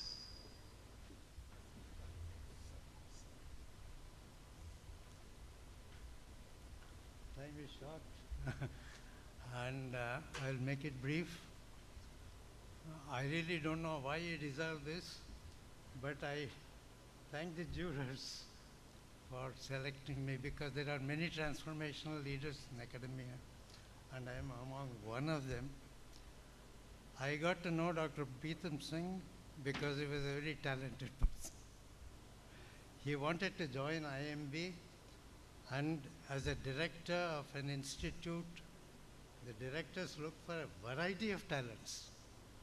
And somewhat, unfortunately, talent is used in a singular. But when you are talking about an institution, interdisciplinary institution, just management, you are looking at people of a variety of skills. And one of the skills that we were missing at IMB at that time was good management education leaders. There were people who were doing PGPs, but somebody who could talk to senior executives effectively and transform them. I was very happy that he was interested in joining IMB, and he joined us and delivered great results for IMB. He set records in terms of the participation. We were in participations in 20s and 30s, and he would have had to have two sections to run the Dr. PRISM-FIMC courses, and he was a great team builder. He continued to deliver, and in fact, a couple of weeks before he died, he called me out of the blue and said, nothing much. I was trying to provoke him to say something about why he called, but he just said, I remembered you, and I want to thank you. That's all he said. So I'm very happy on this day to receive his award. And of the many things that he brought to the academic world, I think he was a precursor in this, was to bring in the perspective of Indian knowledge systems to what is essentially imported model of management. That's partly because PRISM had a very broad undergraduate education. Literature, languages, English, as well as Urdu, Persian. So And he took courses in philosophy and other Indian scriptures, New Sanskrit, and I think he was one of the first to bring in the kind of, he would make it very personal. Most importantly, he was a very affectionate person who loved being with the executives. It was not a chore he was delivering. He was really involved with them at a personal level, which is a great learning for all educators, all teachers. And one dimension this is becoming more important is that we have a treasure.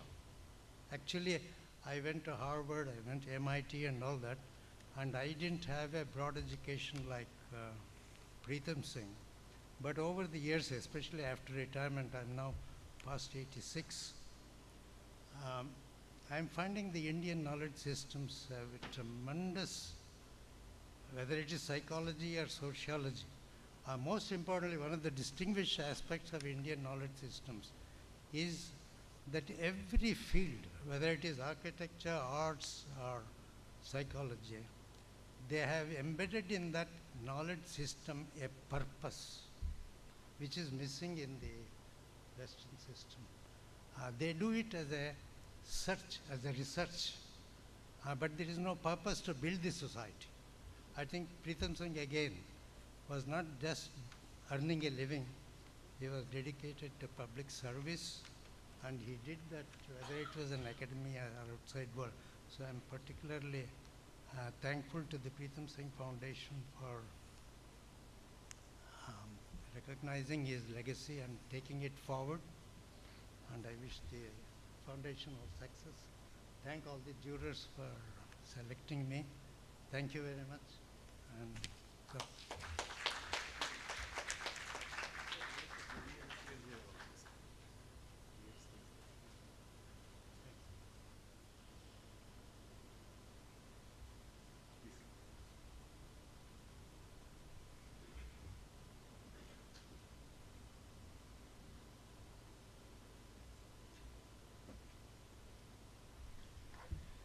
Thank you so much, sir. It was indeed a privilege to know about the days of Dr. Pritam Singh, what very few of us would have been privy to.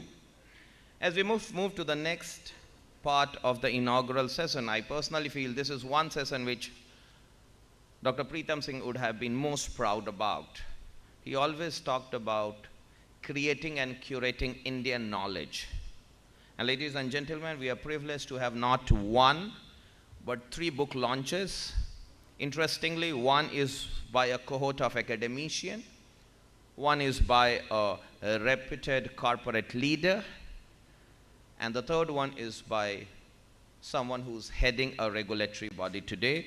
So first, let's start with the release of book The Road Ahead 2.0 by Dr. T.G. Sitaram, Chairman AICT. May I request the volunteers to get the book out here and request the dignitaries on dais to kindly release the book.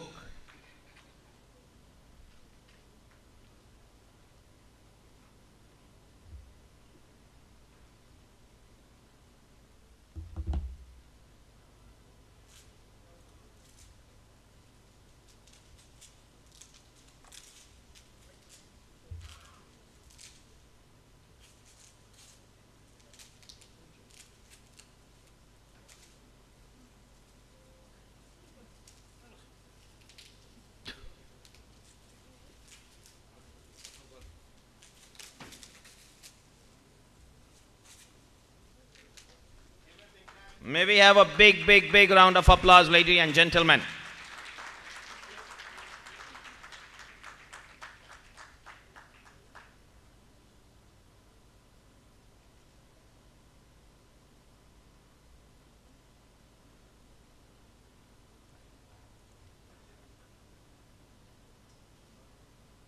The next book is by a corporate leader who needs no introduction, and he's playing a new innings in academia as well. Ladies and gentlemen, please give a big round of applause for Dr. P.V. Ramanamurthy as we release his book, Reimagining Talent, Enabling Collective Growth for Employees and Organizations. Please give a big, big, big round of applause for him.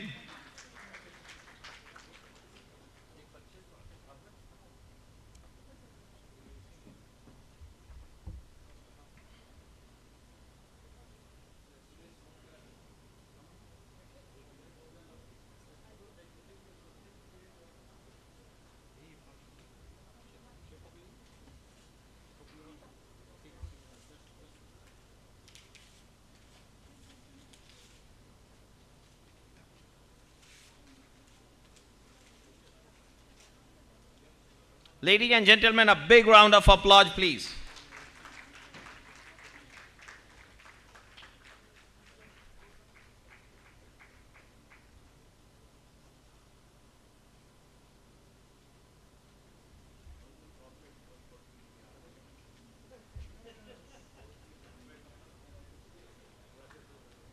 The next book is Organizational Resilience and Leadership Issues in the Dynamic Era, which is compiled and edited by Dr. Deepti Dabas Sazarika, Dr. Arnab Chakravarti, and others. May I request now Team Manav Rachna, Dr. Sanjay Srivastava, Vice Chancellor, Mr. Rajiv Kapoor, MD and CEO, and the conveners of PRISM 2024, Dr. Deepti and Dr. Arnab. May we have all four of you on the dais, please. Please give a big round of applause that we release the book of the proceedings of the last year.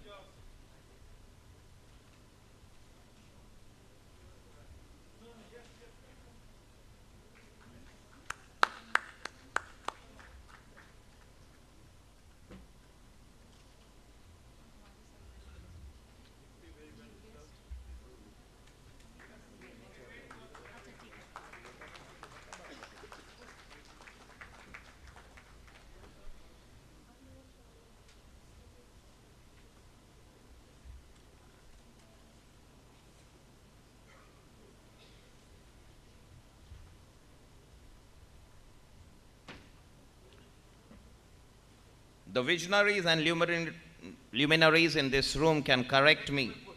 But what also made Dr. Pritam Singh stand apart was his contribution to various bodies, and one of them has been National HRD Network.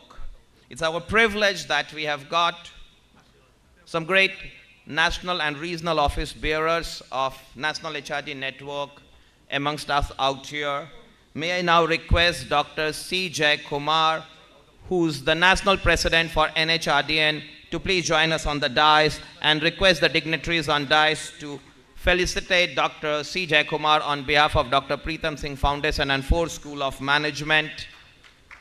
Dr. C. Jay Kumar is also the EVP and CHRO at L&T. May we have a big, big, big round of applause for him.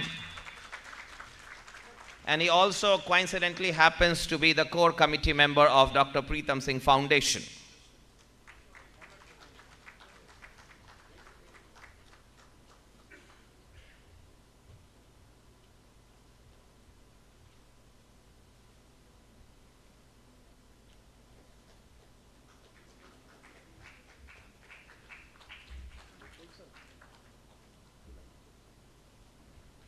May I now request the dignitaries on dais to also felicitate Mr. K.S. Bakshi, who's the National Secretary for NHRDN Network. Ladies and gentlemen, please give a big, big, big round of applause. He holds the secretary position at both the organizations.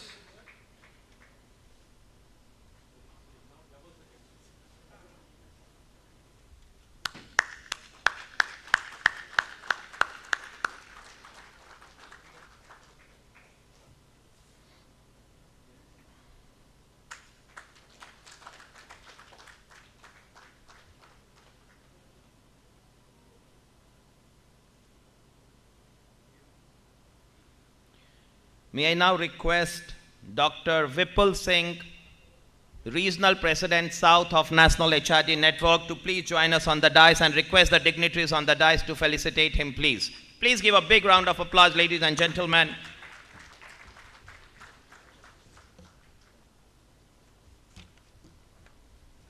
Dr. Vipul also happens to be the EVP and CHRO at Lloyd's Technology Center in Hyderabad. A big round of applause for him.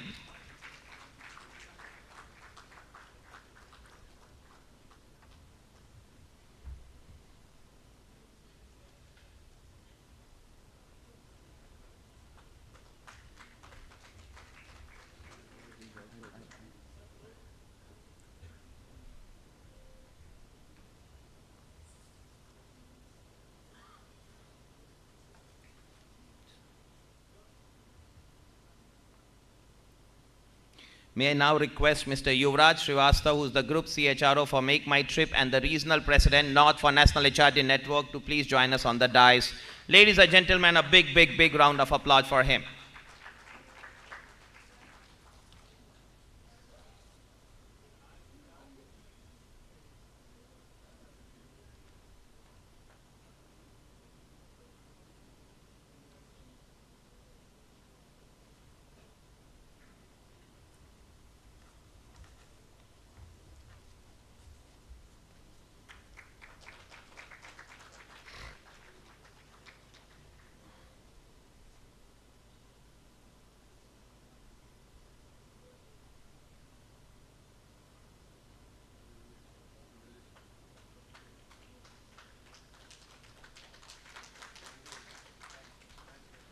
We are also privileged to have the newly nominated President of Delhi NCR Chapter NHRDN, Mr. Salil Lal, who is the CHRO of Maruti Suzuki. Sir, may we have you on the dais, please? A big round of applause for Mr. Lal.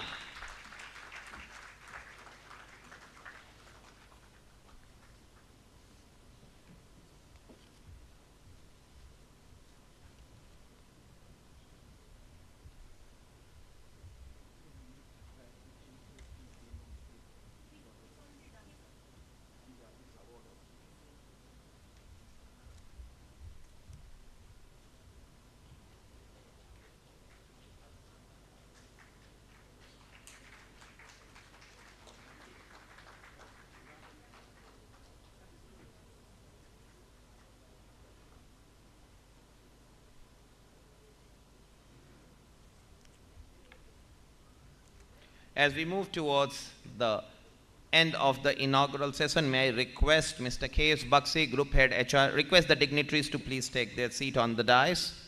And I now invite Mr. K.S. Bakshi, Press Secretary, PRISM-FIMC Foundation, and Group Head HR, Interglobe Enterprises, for his vote of thanks. Over to you, sir.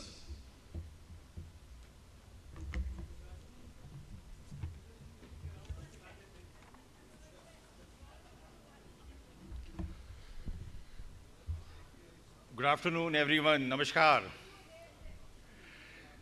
It has been 2 hours of engaging session. Without taking too much of a time, I'll quickly, I've been interested with this vote of thanks for this session. Honorable dignitaries on the dais, distinguished winners of Dr. PRISM-FIMC Leadership Awards, esteemed panelists for the upcoming sessions, leaders from industry, academia, and my dear friends. It's my profound privilege to deliver the vote of thanks for the 5th edition of PRISM conference, which is being hosted by Dr. PRISM-FIMC Foundation and FORE School of Management. To begin with, I express my deep gratitude to our chief guest, Dr. Sitaram, Honorable Chairman of AICTE, for gracing this occasion with his presence and wisdom.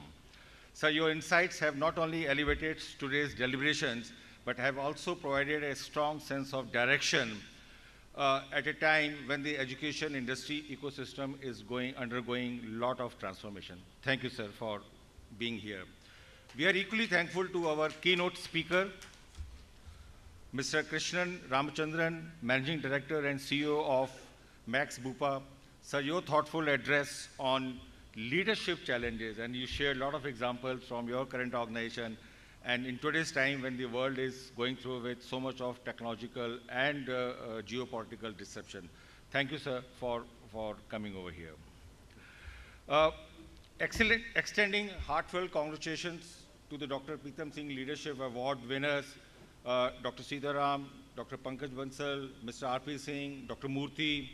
Your work inspires us all.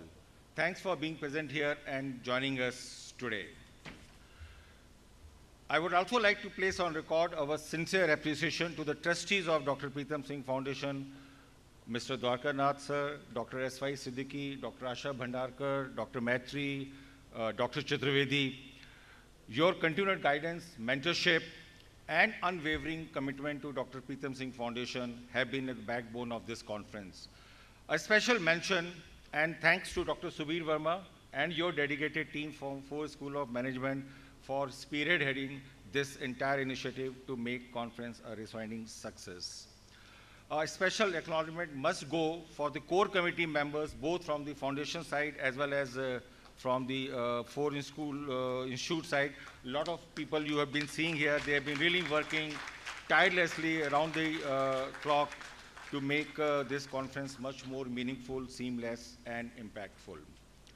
We also extend, and very importantly, our heartfelt thanks to our sponsors, without whose generous support this event would not have been possible. We have representatives from Bank of Maharashtra. Our other sponsors are Executive Access, GAIL, HPCL, IIMS Ghaziabad, Shiva Shivani Institute of Management, Vishwa Vishwani Institute of Systems and Management, and Institute of Public Enterprise. Thank you very much for your partnership and your belief in the cause of responsible leadership and industry academy collaboration is deeply appreciated. To the distinguished speakers we have seen in the last 2 hours, and also in the upcoming session, panelists, delegates, participants from both industry and academia, thank you for investing your time, your ideas and passion in today's discussion. Before I conclude, I wish to highlight, and this is something that Mr. Dwarkanath also mentioned, initiatives like this conference are built on voluntary effort, and I hope that we continue with our efforts. Last but not the least, a big thank you to Dr. Subrat, right, for really managing this conference, both from the foundation side as well as from the FORE School side. He has been the key driver behind this, so thank you, Subrat. Thank you once again for all your participation, right? And just 30 seconds more, I think Dr. Subir Verma has one announcement to make. Sure, sir. I especially welcome, this has been a truly international conference. And Mr. Andreas Esmer from the Frankfurt School has been our international partner. He's a dean over there, and he's come all the way from Germany to be with us today. Dr. Kim Boom, professor from Malaysia, also a dean over there, has come with his team from the Malaysia to be with us. In a short while, we'll be joined by Mr. Julian Kaletti, who is the program head at United Nations Institute of Training and Research at Geneva. So we have made it a truly international conference. We have received more than 260 papers, out of which 160 is being presented, and from 6 countries and from 23 states from all over India. So we have tried to make it truly global, and I'm sure that anybody who's going to take it forward will scale a bigger height than what we have achieved. So thank you very much for giving us this privilege. I promise you it is going to be the last 2 minutes. Only two things remain. One, there was a small slip for which I apologize. Our grateful thanks to Sage also for being a gold sponsor of this conference. Ladies and gentlemen, please give a big round. ICICI Bank, McGraw-Hill, Wiley, if you're around. Thank you so much for your generous support. I will now request Dwarka Nath sir, Subir sir and Bakshi sir to please felicitate the keynote speaker and chief guest. May we have the mementos, please.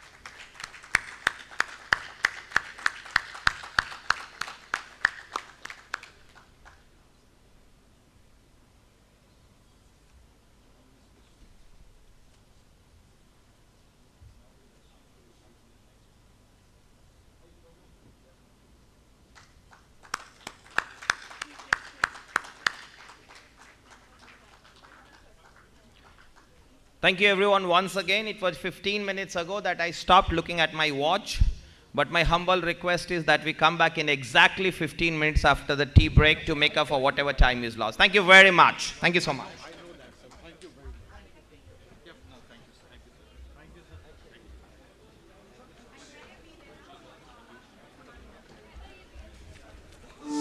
At Sage, we understand the